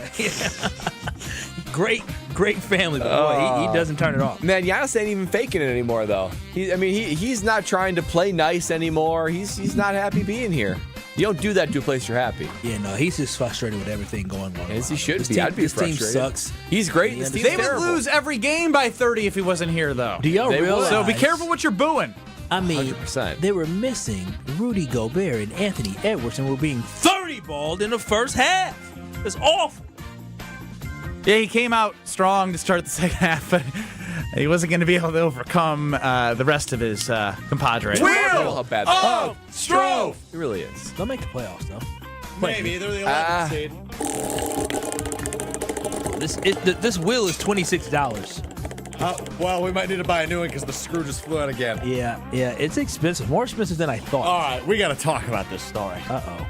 This might be the pop culture story I'm the most excited for since the Coldplay Can I turn my mic off and leave it to you guys? I haven't heard it. I love pop culture. It's the one I'm the most excited for since the Coldplay concert, and I am not exaggerating. Somebody got caught cheating again? No, not quite. Well, no, I don't think so. So, have you guys heard about NASA's SpaceX Crew 11? No. Is this the one that had to come back because of health issues? They're coming back a month early because she's not pregnant. Because of health issues. She's pregnant. Well, we don't know that, but that is the speculation. Whoa! So it's 3 male astronauts, 1 female astronaut. They will not disclose what the astronaut's problem is, but they have said it is not life-threatening. There's no long-term concerns, but they decided that it is the best decision to return a month early. The first space baby. They've been gone for 5 months. Oh, my goodness. There has never been a baby made in space before. Wow. That we know of. So this in theory would be, to Kyle's point, the first space baby, and that is the speculation. And honestly, the hope, I feel like, for a lot of people that the woman astronaut got pregnant in space. That would be because awesome. they've been up there for like 5 or 6 months, but they're returning take today. Off your spacesuit? Yeah. Have you never seen them flowing around? You don't think these folks take off? They got to shower and touch themselves. I thought they just like float around, clean themselves. No, Brett, you think they're not cleaning themselves Kyle. up there? I mean, cleaning themselves. Obviously, if she is pregnant, there was too much touching Now, going this on. is the first ever close quarters. medical evacuation in the history of the ISS, in the International Space Station, which has been open for over 25 How young years. is this woman? Let me look into that. How do you shower? You guys in are so space? nosy. It's just droplets everywhere. I don't know, Brad. I mean, they have like weird food that wet I'm sure they wipes? have weird ways to clean. Just like wet wipes all over the body? Something. They got something. They definitely have. Trust me. That spaceship be stinking. She's 38 years old. Oh yeah, she still can get pregnant at You 38. can say it now, Strove. Say what? Oh, geriatric pregnancy. Was he geriatric too, Stroke? Yeah, what were the ages of the other guys? Do we know? I guess that doesn't matter. Guys, we don't know who the baby daddy is. Oh, that's drama. Well, there's 3 guys, 1 girl. Right? You just said that. There's 4 astronauts. There's 3 guys. 4. Thomas the Train is in space. Homer joins us next. What? Whether it's live or in podcast form, you've heard us on air with all of our shenanigans. Gabe, I'm throwing some.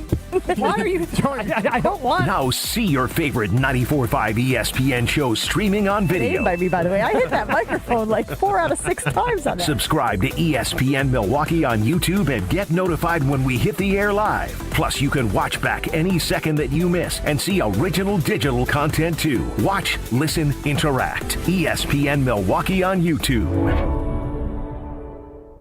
This is Eric Brown, owner of Siding Unlimited, letting you know that Siding Unlimited installs Pella windows and doors. That's right, Siding Unlimited installs windows, and we do it really well, earning the prestigious Pella Platinum Premier National Certified Contractor of the Year award 5 times. New windows, our expert team will deliver on a smooth, hassle-free installation, making you feel proud of calling Siding Unlimited for your window project. What's the next step? Call 262-567-4513 or go to sidingunlimited.com.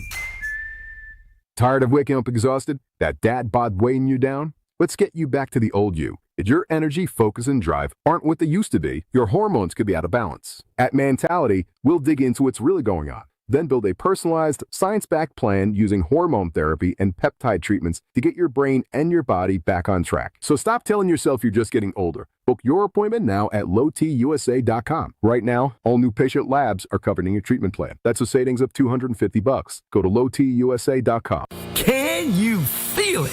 It's the thrill of witnessing a walk-off grand slam, a game-winning touchdown, a buzzer-beating 3. Yeah, you know the feeling. And there's only one place to experience that raw exhilaration. Potawatomi Sportsbook. Catch all the action in a supreme space with dozens of sports betting kiosks, cool drinks, luxe seating, great food, fiery atmosphere, and a monster video wall. Become a legend at Potawatomi Sportsbook. More info online. Must be 21 to enter casino. Wisconsin is still cattle country, and that's why Bunzel's chose to stay close to home to hand select the finest beef. Quality goes into everything they do, from Bunzel's expansive array of meats, homemade specialty sausages, and their award-winning beef jerky. It just isn't a proper holiday meal without Bunzel's top quality cuts on the dinner table. Tasting is believing. Visit Bunzel's at 90th and Burleigh or bunzels.com. The pursuit of fair wages and top-of-the-line benefits is achieved when the right union has your back. The Sheet Metal Workers Labor Union is extremely diverse, representing Wisconsinites working HVAC, architectural metals, welding, specialty fabrication, and much more. Make great living wages with outstanding benefits, pensions, and apprenticeship programs in trained, safe working environments. The Sheet Metal Workers Union is a leading force in the revitalization of the labor movement in Wisconsin. Tito's Handmade Vodka is America's favorite vodka for a reason. From the first legal distillery in Texas, Tito's is 6 times distilled till it's just right, and naturally gluten-free, making it a high-quality spirit that mixes with just about anything, from the smoothest martinis to the best Bloody Marys. Tito's is known for giving back, teaming up with nonprofits to serve its communities and do good for dogs. Make your next cocktail with Tito's. Distilled and bottled by 5th Generation Inc., Austin, Texas. 40% alcohol by volume. Savor responsibly. My overall experience with Gruber Law Offices has been phenomenal. The treatment was excellent. They will be supportive of you. They will listen to you. It was a great experience knowing that I had people to help me. I know I could count on them to do what I needed to get done. Experience with Gruber was great. They gave me my life back. It was amazing. He gets results. We know how to win. If you've been injured, call Gruber Law Offices. One call, that's all. Gruber Law Offices had my best interests at heart. You're listening to Kyle Brust and Nortman, KBN, on ESPN Wisconsin, ESPN Milwaukee on YouTube, and the ESPN Wisconsin app.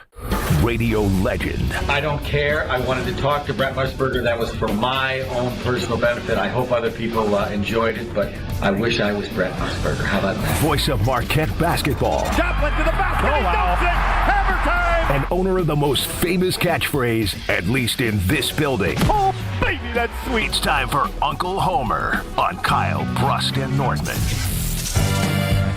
A dusting of snow last night, that means more salt on the roads, that means salt on your car. Say hello to Tsunami Express Car Wash, who's going to give you that premier car wash that you can only find at Tsunami Express. There's locations all around southeastern Wisconsin, and there more and more are popping up, so there's a convenient location by you. And all those locations with a membership allow you to go there day after day after day, all for one low monthly price. You're going to get that premier car wash, fast lane access, free vacuums, and detailing tools with every visit. I myself am a member, so I go as often as I can, and I always feel like I'm driving a car that I just drove off the lot, inside and out clean, that you can only get at Tsunami Express Car Wash. Wash, chill, repeat with Tsunami Express. Kyle Brust and Nortman leading you into the Homer Hour, and joining us now is Homer. Yes. Rob Demovsky joined us. Made it seem like it's, going to happen. Matt LaFleur back in 2026. Your thoughts? I would think so, but I'm the only one who thinks the Packers are in a great situation. I make it real clear to him. I'm giving you a 1-year extension, and I'll raise your salary up to that amount. And if you don't want to do that, then you're coaching for us next year. He's got a contract. Don't you think that'll make it hard for him to attract really good coaches? No, not at all, because you're working for him. And if he's as hot as some people say he is, which I don't understand. Oh, he's hot. He's an attractive guy. Yes, but I mean, as a coach. I mean, what? How can you say he's special? He's nothing for 4 years. I didn't say he was special. Well, no, there's no reason to need him. He's great. No, he's a very good coach. No, he isn't. Homer, at the end of the day, listen, there are almost a quarter of NFL teams are looking for coaches. They're looking for stability. There are so many teams that would just love to have a guy. They love to make the playoffs 6 or 7 years. They would love for that, right? Obviously, this is Lambeau. We believe in the fact that the G means that we're going to win championship. Coach. No, listen, making the playoffs 6 or 7 years is very different. You can throw your hands up. Aaron, look what he's done the last 4 years. With Jordan Love. You know how many great quarterbacks retire and then the teams went on to suck after that? He was able to have a great quarterback move on from him and have this team basically not miss a beat. What do you mean not miss a beat? They missed totally a beat. They're a 7 seed. They barely make the playoffs, and they're not that good.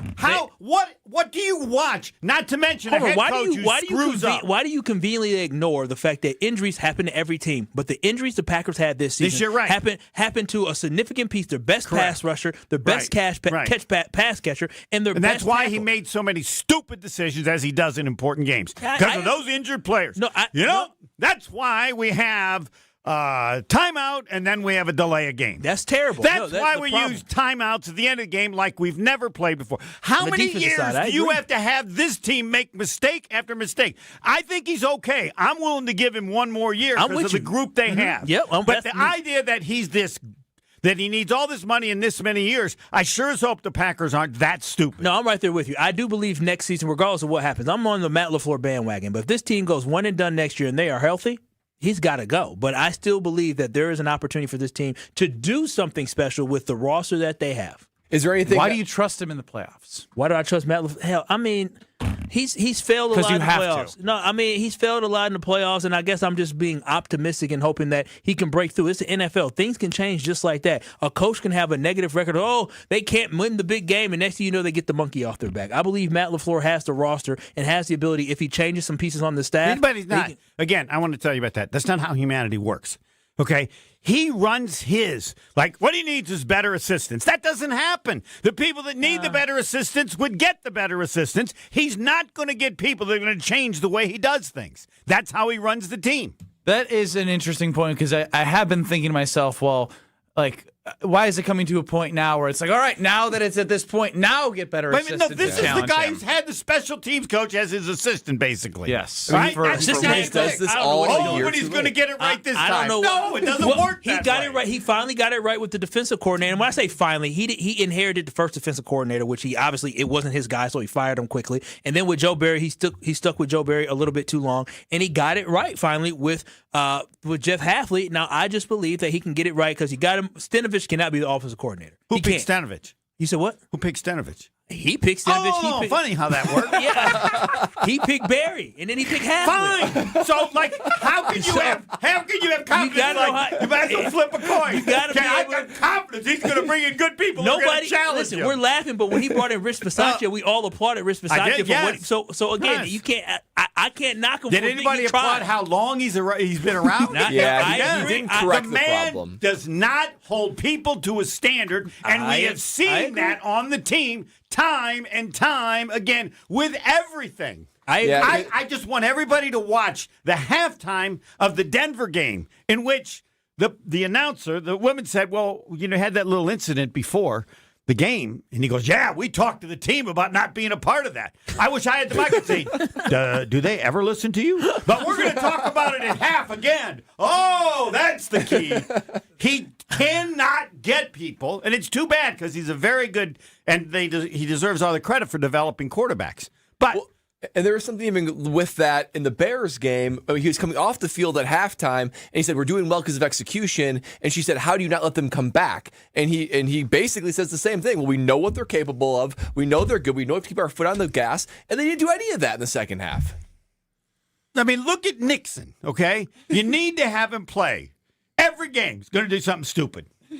Okay, so do you bring the third guy in defensive penalty? Third about that. 11 penalties last year, third in the NFL. Tell me 10 in 2024. Or an individual that is fundamentally changed. Not to mention Golden. We all have a question about that. Hey, Quay Walker stopped headbutting people. There you go. Okay, there you go. But like Golden, the only reason he played is because it was a choice between one of us and him.